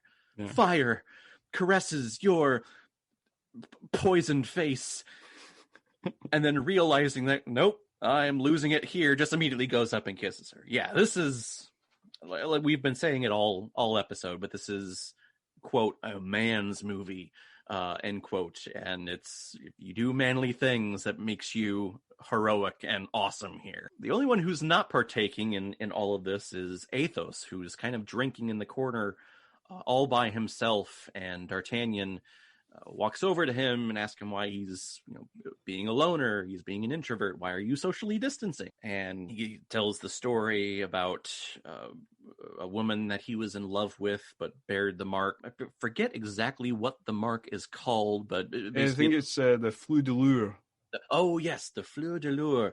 And I guess if you're marked with that, it means that you're marked for death. You are supposed to be executed. And this was the reason why this woman, I guess, left his life many, many years ago. Is that the reason why he became a musketeer? Did that happen before? I think that's the reason why he became a musketeer. It's implied. Yeah. He doesn't actually say that, but it's implied that once he renounced his title after asking for her execution, because he finds out he's got this mark, which means she's a murderer, and he couldn't stand the thought of that, and and then he renounces his title, and then he becomes a musketeer. He doesn't say that final part, but it's implied. Yeah, and then Pathos comes over, falls through the table, and Athos punches him out jokingly, of course, because again, they're all still lovely brothers. And we go to the next day. They're running through the fields and they hear whistling in the background. Because from the nearby tower, there is a cannonball being fired at them. That's where the line, "I hate cannonballs," comes from. Yes. Because Richelieu has sent out the orders, like you said, I want those musketeers dead or alive. People from the Cardinal, from Richelieu, who are part of his team, who want that bounty. So they go on the run. They split up. Oh, yeah, because they've sent out a whole flotilla of pigeons to every, all through the countryside. Yeah. Oh, yes, that's right. We have that scene with Richelieu, and it's one of his best lines. He sends out the pigeons. It's the sunset, beautiful shot, and then we zoom in on Tim Curry's unique face, and he says the musketeer line, "All for one and more for me." This performance is one of the best villain performances in action movies. I will fight anyone on it. It's just freaking great here. Yes. Yeah. I mean, again, this movie was commissioned on the back of the success of Robin Hood, Prince of Thieves, and again, I think he's been directed in such a way of being like, you see that Alan Rickman guy, you see his performance in Robin Hood, Prince of Thieves. Can you do exactly that, Tim Curry, please? You got to tell me when you do Prince of Thieves on here. That's one of my favorites too. I'll cut your heart out whenever Loxley. It's a little hurt more. My favorite line from him, I think, is when he storms out the room and then comes back into the room and goes, "And cancel Christmas." Yes. That's just it's something always stuck into my mind. I was just like, so random. Yep. I think that movie did come out around Christmas time too, or at least could be. Yeah. I just have connection to it at Christmas. But I remember him saying that. I'm like, no, it's Christmas. Don't do that. I want Christmas. I want presents. Oh God! Back to this film, or I guess this one. Kind of. It's basically the same movie, but with less Friar Tucks, I would say. Yes, that is true. No Friar Tucks in this movie. So they're on the run. Just as much heavy drinking, though. There is a lot of heavy drinking. A lot of heavy drinking and cleavage. Yes. More cleavage than Rob. But they're on the run, and D'Artagnan, they split up. D'Artagnan and Athos, they're in one pair, and they're the major pair that we follow along. Well, and actually, they split up, and then don't we cut to the Queen? Yes, this is where we cut to the Queen. We've not seen the Queen. Well, we've not seen the Queen in a while, and we've not seen Constance since that one scene that she had with D'Artagnan. But we see them again, and they have a little bit of a chat where basically they agree that arranged marriage is okay because Anne has fallen in love with Louis on first sight, just like Constance has fallen in love with D'Artagnan on first sight. And then they both kind of pine a little bit that but what if our men don't feel the same way? Oh. It doesn't matter, because if men do manly things in this universe, you'll love them. So as long as they're doing manly things, you'll just keep loving them, whether they love you or not, because this film's attitude to women is just ridiculous. As a teenager, the whole idea of love at first sight, what seemed very romantic to me and seemed like a possibility, but now as an adult, and you watch a movie like this, or you read Romeo and Juliet, and you go, "You dumbasses, you're 14." Yeah, that's you have your whole life to live. That is also just on a random aside. It seems that Anne is bathing in milk. It is. I noticed that even as a kid too. I'm like, what type of water is this? I thought it was milk when I was a kid, but I'm like, maybe it's just super soapy water. Just without the foam and bubbles. I don't know. Had that been invented yet? I don't know. Queen Anne invented the bath bomb. Yeah. Yep. Well, that was all Louis the 13th. He was He was the Okay. bath bomb king. Yes. That's where almost half his fortune came from. That's right. That's right. He's making bath bombs, and here's the country on the brink of war. Well, England yeah, wants those bath bombs. I always thought that was weird too. Like, it was just weird white, kind of whitish water, but it wasn't. It was thin as water, but it was not thick as milk. I don't know. Yeah, because initially, when like Constance is talking to her, it looks like it could be milk, but then when she gets up out of the bath, it doesn't look thick enough to be milk. It just looks like kind of milky water, and you're just like, I don't know what it is actually.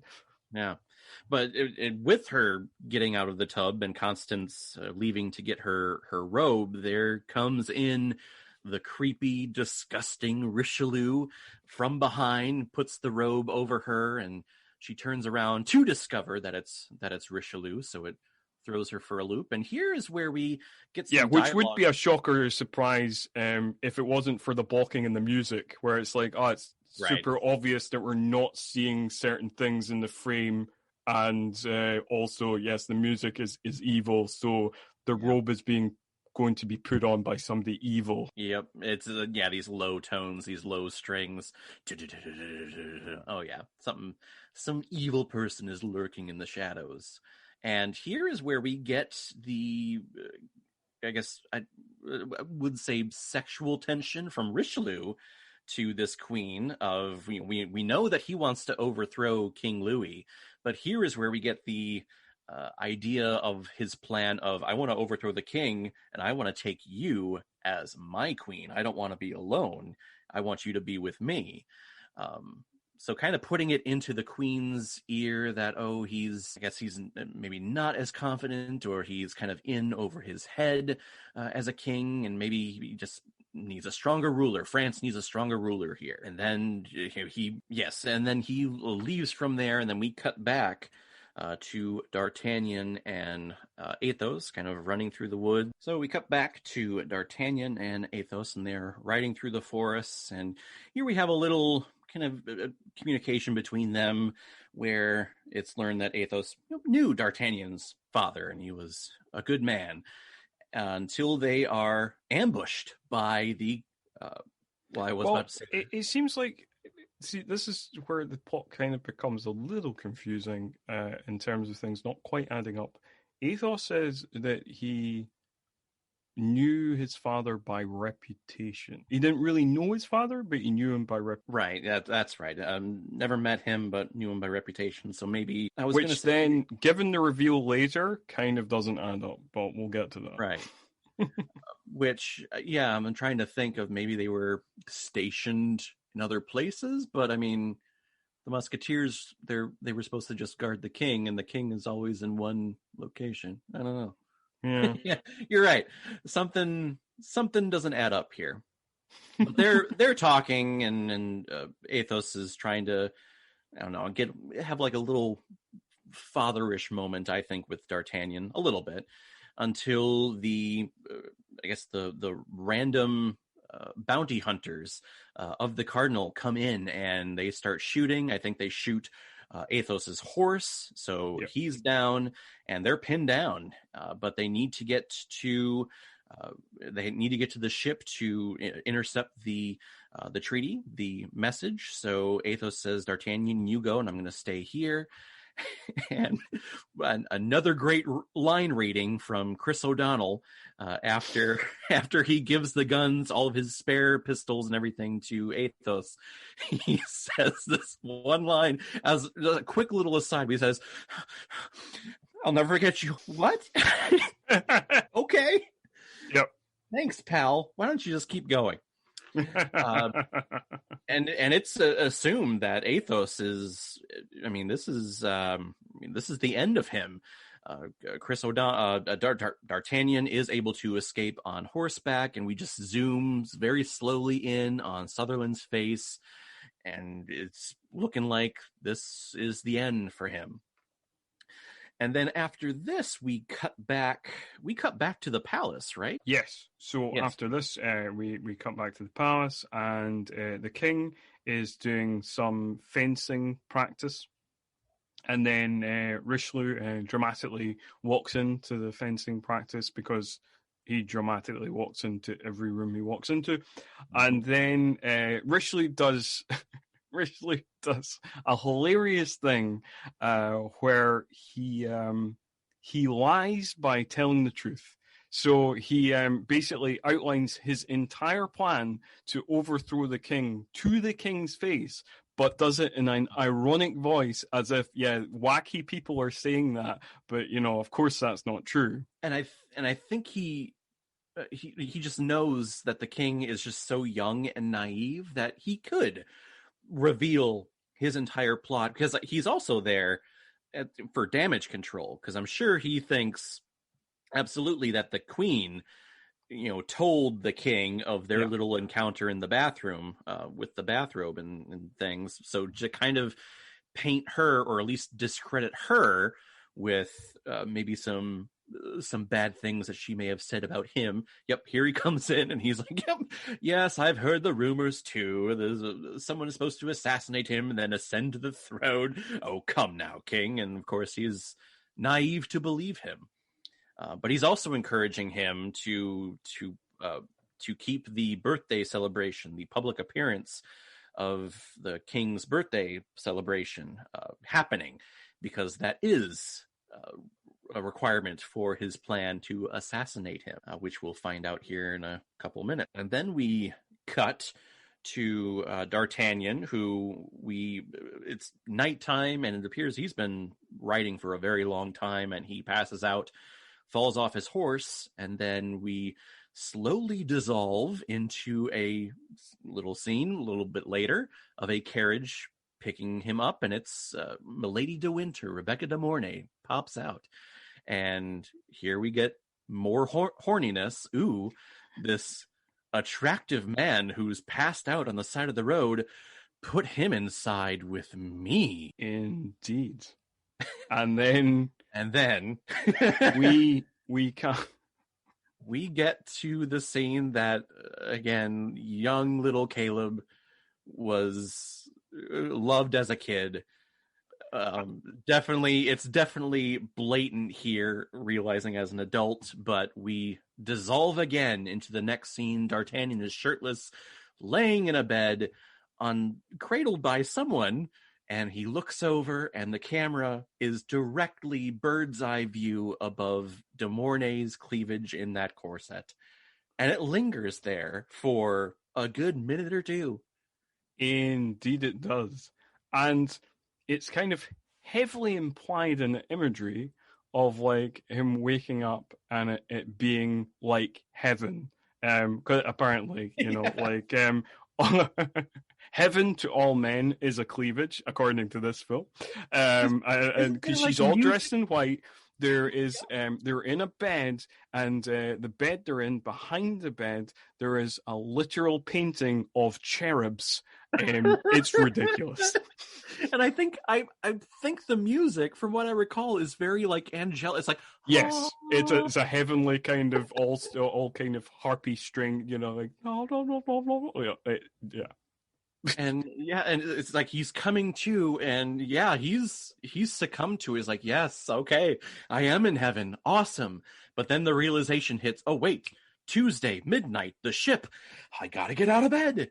And it looks like all of his clothes were taken off, so I guess we'll leave that to the listener and to realize what happened to them. But it's here that they have a conversation where Milady de Winter realizes, this man that they picked up is actually here to stop her. And as she realizes this, she works her way closer and closer into D'Artagnan to where they lock lips, and she seduces him, and while doing that, pulls out a knife from her hair, tries to stab him. And as they have a little scuffle, he pulls off kind of the left shoulder part of her dress to reveal a marking of a fleur de lure. And we begin to realize that this is the mark of death that Athos was talking about in the bar. And this woman is the woman that Athos was pining over, was talking about while drinking. Indeed. And also, this scene perfectly exemplifies the movie's problematic attitude to women, because it has such a kind of double standards here of not 20 minutes beforehand, we have D'Artagnan forcing himself on a lady who apparently is loving it. And then, when Milady tries to seduce him, he's all kind of coyish and kind of like, what? No, sex? I've never heard of such a thing. Oh, give me my shirt back. Oh, wicked temptress. Right, yeah.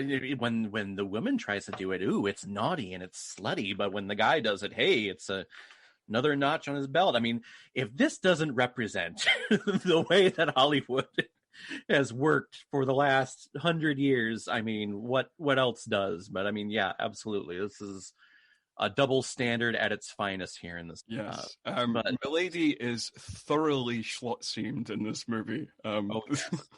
Yes, undeservedly, I think. Yeah, no, like Milady gets treated harshly in this movie, and we'll get into that further soon. Yep. So the guards come in. They tie D'Artagnan up, or at least they handcuff him, and they're going to take him with them on the ship, which is a pretty smart plan, other than killing him. Which I don't know. That is true. That is true. Again, because D'Artagnan's an idiot and could have got away, once he kind of disarmed Milady, but he just immediately gets captured again, because one of Milady's bodyguards, Parker, knows martial arts for some reason, and because martial arts are cool, and he gets his ass kicked and he's immediately recaptured. That's his whole kind of shtick, he just he frees himself from capture and then immediately just gets recaptured again. It's our hero, everyone. Our main protagonist, the one with the hero's journey in this. So they're about to leave, and their way is blocked because this other man shows up, who is the one that put the mark on De Winter, because she murdered his brother. I forget the character's name. Not sure. Yeah, I can't remember the character's name either. He's not integral to the plot at all. No, he really isn't integral to anything other than this little segment here. So it doesn't really matter. But they make it out the back entrance, and they make it to the ship, and it looks like they're about to cast off. They're walking up to the ship's captain and asking, hey, let's get going. And here's the captain is dead. Yeah, and it's one of those funny movie moments where the guy's clearly dead, but the henchman shakes him as if he's just kind of asleep or something. Like, hey, wake up. Yep, the eyes are crossed and kind of rolled into the back of his head. Come on, Captain. But all of them, all the crew members are dead. Or as Aramis would say right after that, well, not all of us. And the three oh, wow. The three amigos? Did you nearly say the three amigos? I almost said the three amigos. Yes, by a surprising turn of events, Chevy Chase, Martin Short, and Steve Martin suddenly are in the movie, having previously known people.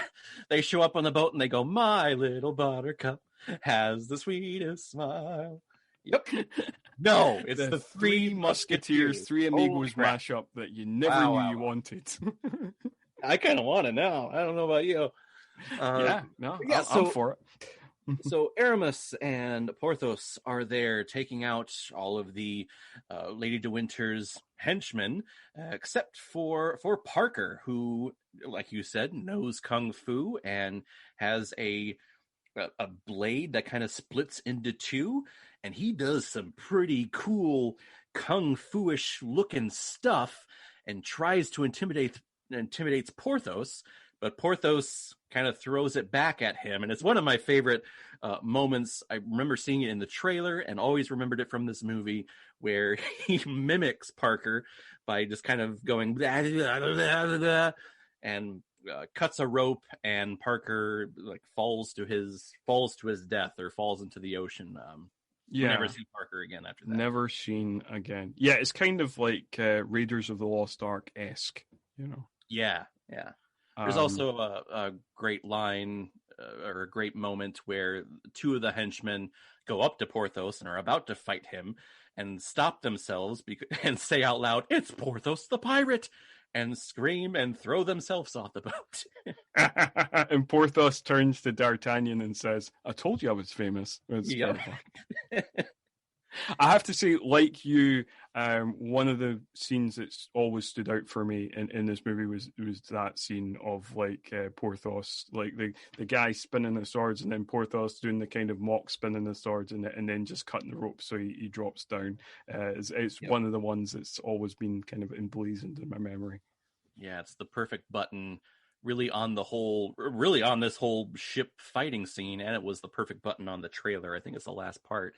Yeah, but yeah, so that really ends the fight on the ship. De Winter has made it off and is running away, seemingly going to escape. But then all of a sudden, out of nowhere, just because it's okay, Athos arrives on horseback and stops Milady de Winter, realizing that it's Milady de Winter, and is kind of conflicted with, oh my God, it's my long lost love, but it's also, he's realizing that she's the spy and wants the treaty. She's refusing.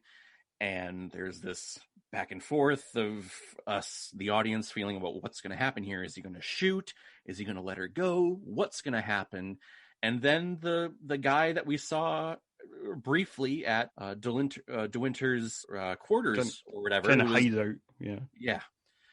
Who was looking for her, appears, because he knew where she was going, and is now finally captured her and is now going to sentence her to death, which is what she's been marked. And I've only realized this past time watching it. Athos just shows up. The last time we saw him, he was seconds from death, and he just here. Yeah, it's totally unexplained. He doesn't even mention how he escaped or anything, and nobody asked him. Like D'Artagnan doesn't ask him how he escaped.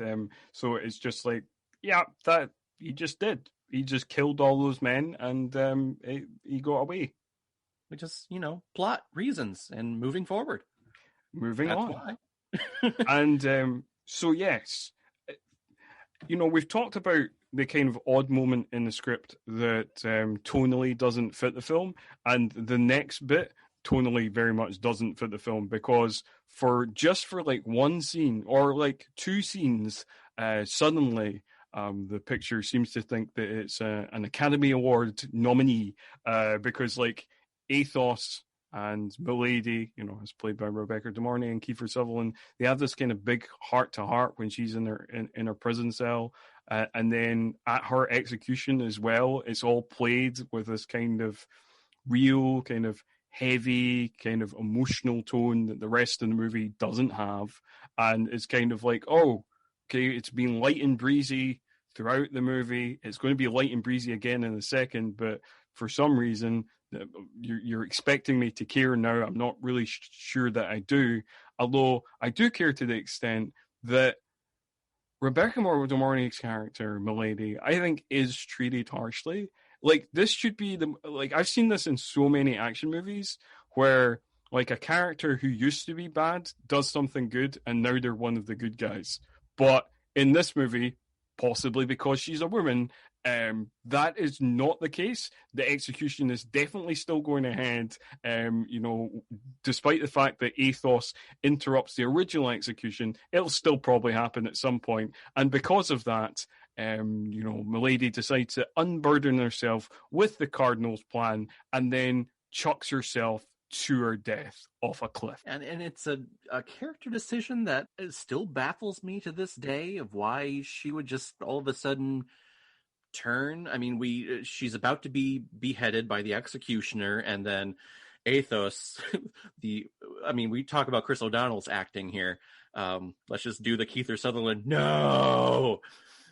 and has a little tussle with the executioner and just asks for forgiveness from de Mornay, and de Linter grants it, and then that makes her decide to tell him and then kill herself. Yeah, it's a character decision that I don't know, and this whole part, you're right, the energy, the seriousness here, all of it dips down.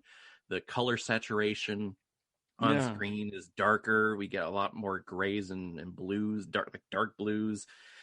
This feels very much like the beginnings of Robin Hood, Prince of Thieves, where Robin was coming home from the war, and he sees his father, his place all burned up, and his father burned alive or whatever.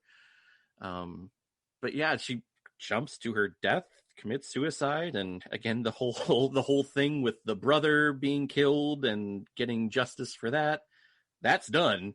And Athos stands up and says, "Hey, the king's going to be killed and assassinated at his birthday party. We have work." Yes, and we go back. And he's Disney like pretty cheerful by the next kind of scene. Once they get into the kind of final battle, this is apparently the love of his life that he assumed was dead and has been burdened by that for such a long time. But she just grants him forgiveness, and it's like, well, okay, that's kind of ends that chapter of my life. So okay. Good to go. Yep, this is a Disney movie, remember? Come on, guys. Yep. And that's really what happens. They get on horseback and they ride from town to town, and they shoot little messages, hidden messages into trees and doors and things like that of the people who used to be musketeers. A little message saying all for one and one for all, and that's clue to them for them to realize, like, oh, the king's going to be killed in Paris. We need to show up on that day. And then so we have a nice little montage of people pulling out all of their hidden tunics and all their hidden swords from being musketeers. And then we quickly cut to the king's celebration. People are filing into the courtyard, and the king is making his way to the balcony where they do their public appearance, and they wave to the crowd. And we see that the three musketeers and D'Artagnan are there. They're hidden, but they're looking for the spy. They're looking for the assassination, or the assassinator, the sharpshooter, whoever's going to kill the king. The ye olde sniper. The ye olde sniper, yes.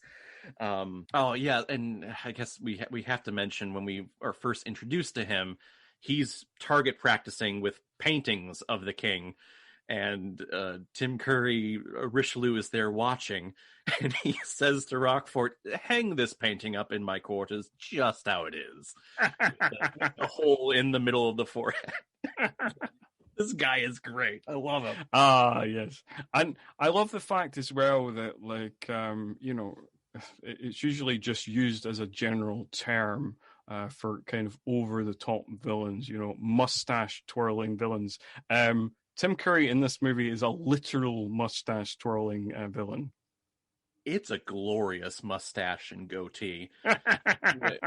Like, it is perfect, down to the centimeter. That is very true. I mean, like, his whole getup, his hair is amazing. His facial hair is amazing. As we've discussed, his robes are out of this world. It's all good.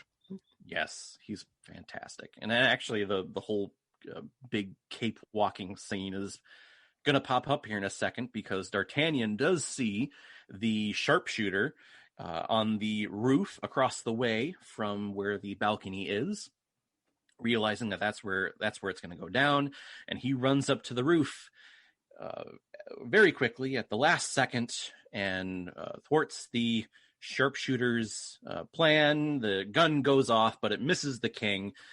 They quickly rush the king and queen inside. D'Artagnan gets into a little scuffle with the assassinator on the roof, and Tim Curry tries to paint the three musketeers, Athos, Porthos, and Aramis, who are in the courtyard. He says, "Kill those musketeers. They're here to kill the king." And they're three musketeers against what looks to be like 100 different cardinal guards. A pretty cool scene. The musketeers are in their blue tunics and all these red cardinal tunics are there unsheathing their swords, and you think all is lost until all of these people who are very comically covered up Yes, in indeed. coats or whatever run out, trying to keep themselves revealed or hidden until they all take them off and reveal that, all the musketeers that we saw in the beginning of the movie are back. It's red versus blue, good versus evil, and they have a huge ass fencing battle, which Yeah. I gotta say, I don't think I've ever seen at all in another film a big fencing battle with people with long swords like yeah. Apart from other Musketeer films. right from the 125 other interpretations of this. Yeah, there's so many. There's so many. If people are looking for other Musketeers films, probably the best one is the 1973 Three Musketeers, directed by Richard Lester and starring Michael York, Richard Chamberlain, and Oliver Reed as Porthos. That's a real. I will have to check that one out. That's actually intimidated me. Like, I've wanted to see other versions, but I know the 2011 one is just terrible. I've not watched that. I've heard it's terrible, but I do like this. I remember watching the 70s one as a kid. There's a sequel to that as well called The Four Musketeers, Milady's Revenge, which has the same cast: Richard Chamberlain, Michael York, Oliver Reed. Everyone returns. Okay, I will check that one out then. I just didn't know where to go. This has been my only version. Really. Yeah. I'll 2 hours and cleavage minutes of it. So, yep. Yeah. So we enter into the throne room. The king and queen, they're taken in, but they're also kind of apprehended by the cardinal's guards. And this is where we get the great cape cardinal scene. He's walking down the hallway. There's an aerial shot of him walking in. And this is where we get the whole evil plan from the cardinal. He's going to assassinate the king. He sits on the throne right in front of the king's face to rub it in. And he even mentions that, he wants the queen by his side. And Queen Anne says, "I would rather die." And again, another fantastic line from Tim Curry. "That can be arranged." It's such a good. It's the way he says the line, and it's the way he kicks over the stool at the same time. Yes. It really makes it. It thunders through the throne room. It's fantastic. But I mean, this is what we get. This is the whole. I guess if this was a James Bond film, this would be when James Bond is apprehended and the villain of the movie is revealing their evil plan to Bond. So he's revealing his evil plan to the king. Yeah, just not killing him. Well, this is the thing. Like, this happens. I mean, this happens in Bond movies all the time as well, like you say.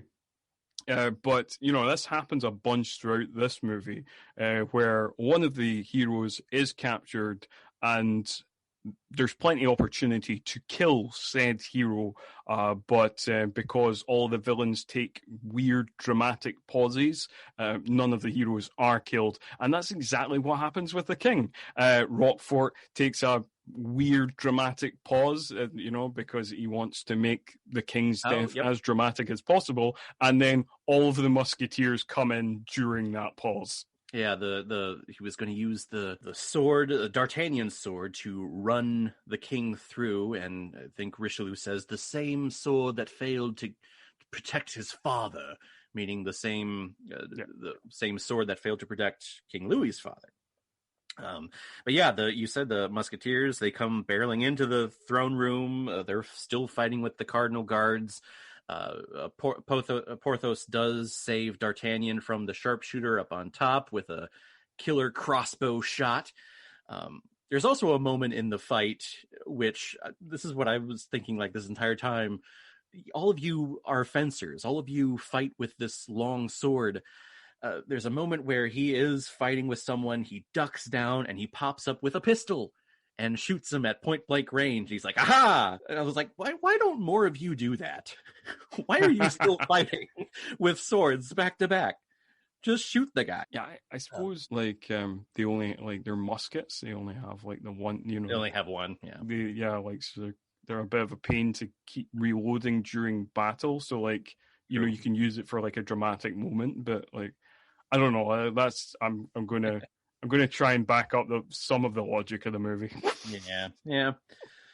But yeah, they're all fighting in. Oh, let's see what happens. Athos takes on Rockfort, and yeah, there's more back and forth. The cardinal tries to escape with the king and queen, and there is Aramis there trying or stopping, blocking their way from the hidden passages down to the dark dungeons and that big dragon boat that we saw at the very beginning of the film. He's there and they're talking back and forth, you know, you'll answer to God, very religious and dramatic lines like that. This is a nice little scene because Aramis used to be one of the cardinal's students.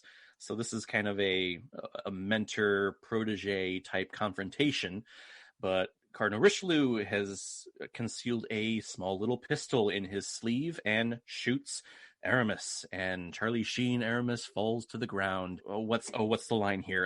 Aramis says, you'll answer to God, and he shoots him, and Richelieu, again, here we go, says an amazing line of, you first, and walks away, walks over his dead body. Aramis is there, is walking up. Porthos comes over, he's shocked and saddened. He's trying to help him out, and during this, D'Artagnan comes in, saves Athos from Rockfort, and is able to get the golden-hilted sword, his father's sword, back. And now it's going to be D'Artagnan versus Rockfort, and Athos goes over to where Aramis is to reveal that Aramis is just fine. The bullet actually hit a hidden metal crucifix that he had wearing around his neck. He says the line, you see, there is a God. And I'm like, thank you, Charlie Sheen. I needed you to say that to me. Oh. Man of God, Charlie Sheen. We can't say that enough. Man of God, Charlie Sheen. I can't say it with a straight face. Yeah. He's fine. So, I did want to mention that we're going slightly beyond it, but when Athos was fighting Rockfort, Rockfort stabs him in the arm, and that's the only blood you see in the movie, despite all of the death that happens in the film. Yeah, he runs his arm through too, all the way. But yeah, it's just this little red spot that appears on his I guess white sleeve. Looks great, but it also doesn't really deter his movement at all. No, he as we've kind of discussed, you might expect the odd wrestling reference. He sells it just for that moment, and then he does not sell it the remainder of the movie. Which you never do in wrestling. You don't not sell a move. I mean, unless you're, I guess nowadays it would be like the Fiend, Bray Wyatt, or Alexa. Yeah. Unless you're John Cena, That's right. Unless you're John Cena, who can bury anyone at any point. Yep. Well, let's not rant about John Cena, because it just takes too long, and we're already too far gone. We need to wrap this shit up. Yeah, we do. So the three Musketeers, the original, they're running down to the dungeon after the Cardinal, and D'Artagnan, Rockfort, they're having their epic fencing fight scene, and I love this scene, or at least this fight between the two. We get the typical stereotypical score here, emphasizing every blow that they have on each other. But it's here that we get the realization that Rockfort killed D'Artagnan's father. Dun, dun, dun. And the Star Wars Princess Bride Inigo Montoya moment is here, finally. Yeah. And that's what he got kicked out of the Musketeers for.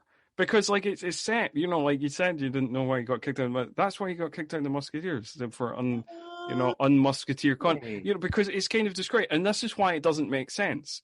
Because in the scene in this scene, it's revealed that he is D'Artagnan's father's murderer.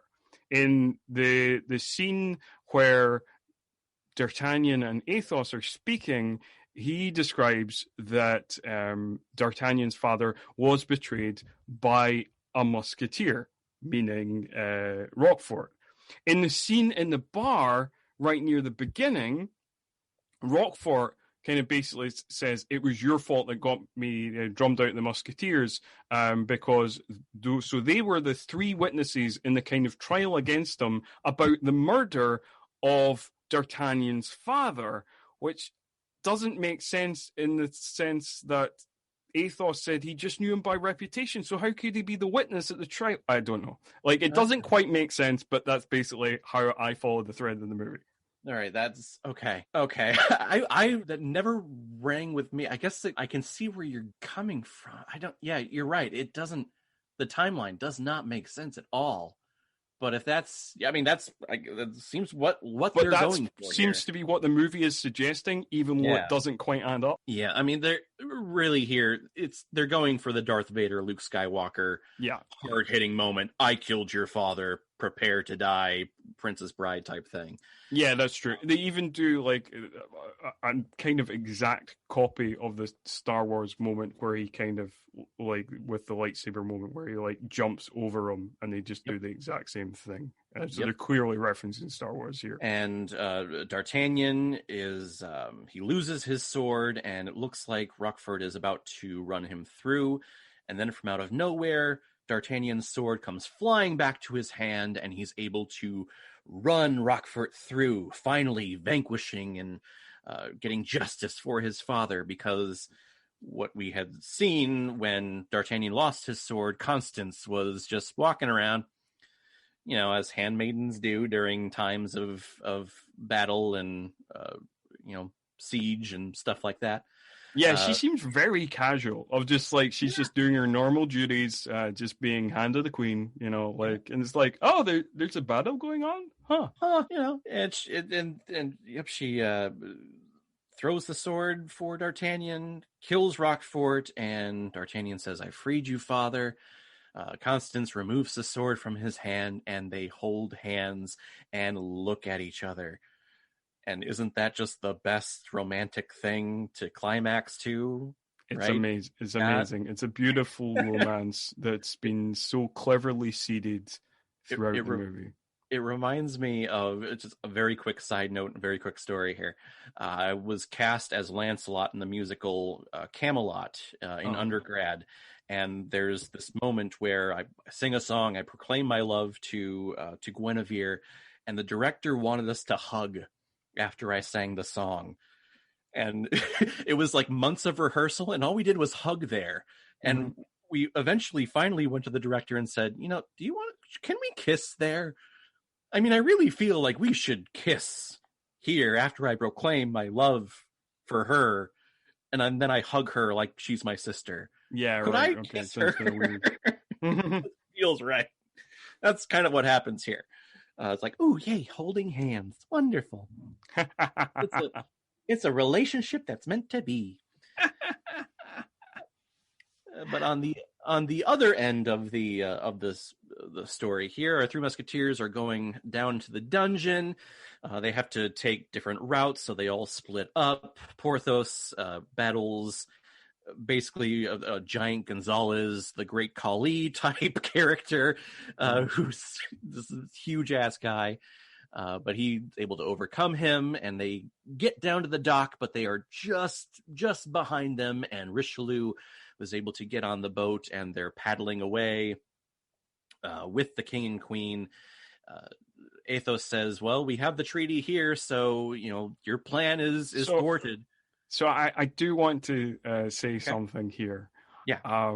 Like you've mentioned that you think this is one of the all-time great action movie villains. And I mean, like, as much as I love Tim Curry's performance here, I'm not sure where he counts for me in the pantheon of action movie villains. But it's still a good performance. However, I do think when he realizes his plan has been foiled, this is one of the greatest villain reactions of all time, because he does not react like a Scooby-Doo villain or a Bond villain or any of the other kind of action movie villains with a kind of drat, you've foiled me. Oh God, you musketeers again, or whatever it is. Like, he does not react like that. His whole plan, his whole carefully constructed plan, has completely fallen to his feet, and his reaction is a minor triviality, which is amazing. He has lost everything, and his response is just a minor problem. I'll return. Really? Where does this confidence come from? I don't know. That is a good question. Where all of this confidence and power comes from, I don't know. I want some, though. He has enough to spare. What a great line. He's not even annoyed that all these years of planning have fallen apart. It's just like, no, a minor triviality. I will come back twice as strong. Will you? All your guards are dead. Like, what? You have the king of this entire country there. I'm sure people are going to come after you. I don't know. But thankfully, we don't have to worry about any of that, because hidden in a cloak, the boat paddler is actually Aramis, Charlie Sheen. He made it there before everyone else. How? I don't know. Because of reasons in story. The plot says so. Because it was a nice reveal. And he's being all godly and says, "You will never harm another person, I swear to God." Just about to punch Richelieu out, the king stops him, seeming as like he's about to forgive him. But the king actually turns around, slugs Richelieu, and he is punched into the water and supposedly dead? Maybe? Question mark? I don't know. Maybe we'll see him again in the sequel. That would have been made if this movie had made more money. Yeah. But yeah, he's punched, and you just see the silk red robe kind of just floating in the water, and the king walks over to Queen Anne, asks if they're all right, and one more time, a masculine thing, physical hand-to-hand violence. Queen Anne is so taken with him that they devour each other's mouths, and I guess good for them. But yeah, it's just like, if my husband's doing manly things, yes. Bring your tongue to me, sir. And this movie, man. Yes. And then our movie wraps up with a coronation ceremony of the king knighting D'Artagnan and making him a musketeer and fulfilling his dream of following in his father's footsteps. The king has this big speech about the values and the virtues of being a musketeer. And the tunic is placed on him. He finally has a kiss with Constance, just from out of nowhere. And that's where the film really ends up. The four musketeers are walking out of the palace. Gerard sees D'Artagnan across the marketplace and is still trying to avenge his sister's honor. And what he doesn't realize is that D'Artagnan is a musketeer, and musketeers do protect the king, the country, but also each other. So you threaten one musketeer, you threaten them all. Gerard and his brothers run away because they're being chased by hundreds of musketeers. Because he's such a harmless villain that it does seem like overkill that the whole battalion is going after him. You just see like row after row of musketeers. This is how the movie ends just before cutting to credits. Just row after row of musketeer. And you're just like, I mean, a few of you, I mean, like just the four of them could do it, like they're pretty useless. Him and his four brothers have been proven to be pretty useless. Like D'Artagnan might be able to do it himself, to be honest. Like this is not needed. This seems like a waste of resources, guys. And they're leaving the king unguarded, which is like their main thing, like to protect the king. That is true. This whole movie was a lie, I guess. Protect the king is our number one rule. No, it's not. You all ran after Gerard.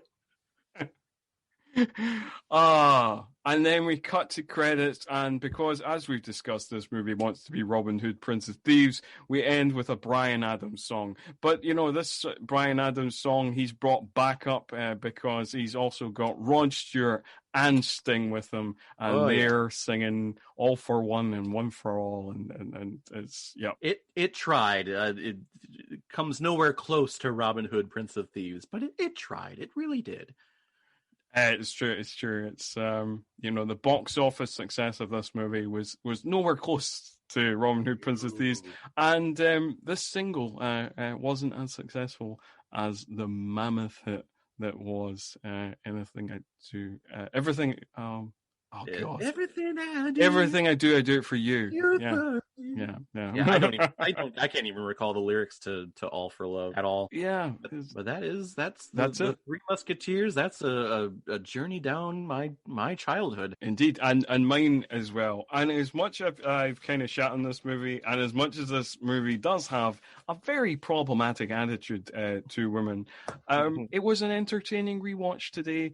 And it brought back some fun childhood memories. And as I said at the start, I can see why I enjoyed this movie as a kid. And I can also see why it got terrible reviews. But I still enjoy it. And I think it zips by, and it's light and it's breezy. And if you don't think about it too much, it's a perfectly enjoyable film. Absolutely.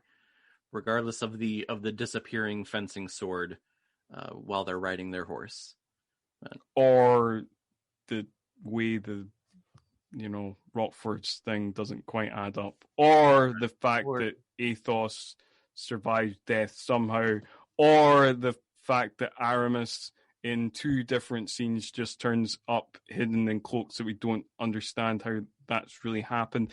But other than all of that, turn your brain off just a little bit, and it's a fun time.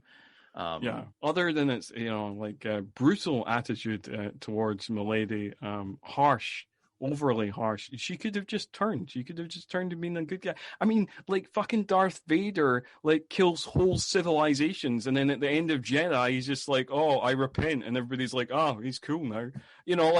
Fucking hell. It seems like Milady's killed less people than the Musketeers. I mean, and anyway. Maybe that guy was a dick, maybe she had a reason to kill the guy, but it seems like she's just doing things to survive. It's a harsh world for a woman, particularly in this movie universe. I don't know. It just seems like she deserved better. That's all I'm saying. Absolutely. She did. I want to. Maybe we can ask her why she decided to jump. No, we can't. Gonna put this episode out. #Justice for Milady. Yes, I like it. We need a shirt. You need to get some merchandise. 90s action all the time. Justice for Milady to win. Yes, yeah, that needs to happen. Yes. But we also need to bring this raucous episode, this Marx Brothers influenced episode, to an end. So quickly, in as few words as you can, do your social media promotion, Caleb, and tell people where they can find you, where they can find your channel, where they can make complaining comments about all the Marx Brothers impersonations we did throughout the movie. Yes. Over on YouTube, the channel's name is Caleb Watches Movies, where I pick any movie that I own or one that's recommended to me. Three Musketeers I did a couple of months ago, so go ahead and check that out. Again, Caleb Watches Movies over on YouTube. Any handle in social media, you can find me too, Caleb Watch. And you can find us if you want to make any complaints at 90s_all on Twitter, or you can rate, review, and subscribe to us on Apple Podcasts, on Spotify, a bunch of other places you get podcasts. And if you did enjoy this episode and enjoyed some of our previous episodes, please make sure that the reviews are 5 stars. Because otherwise the algorithm thinks that we are shit, and we don't think that's true. So please, 5 stars if you're reviewing. Thank you very much.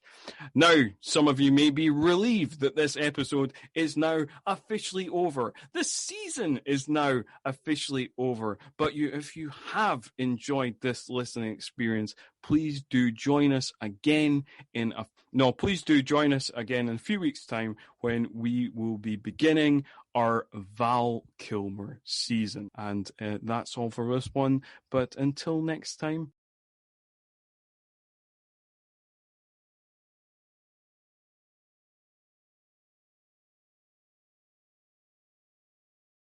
see ya.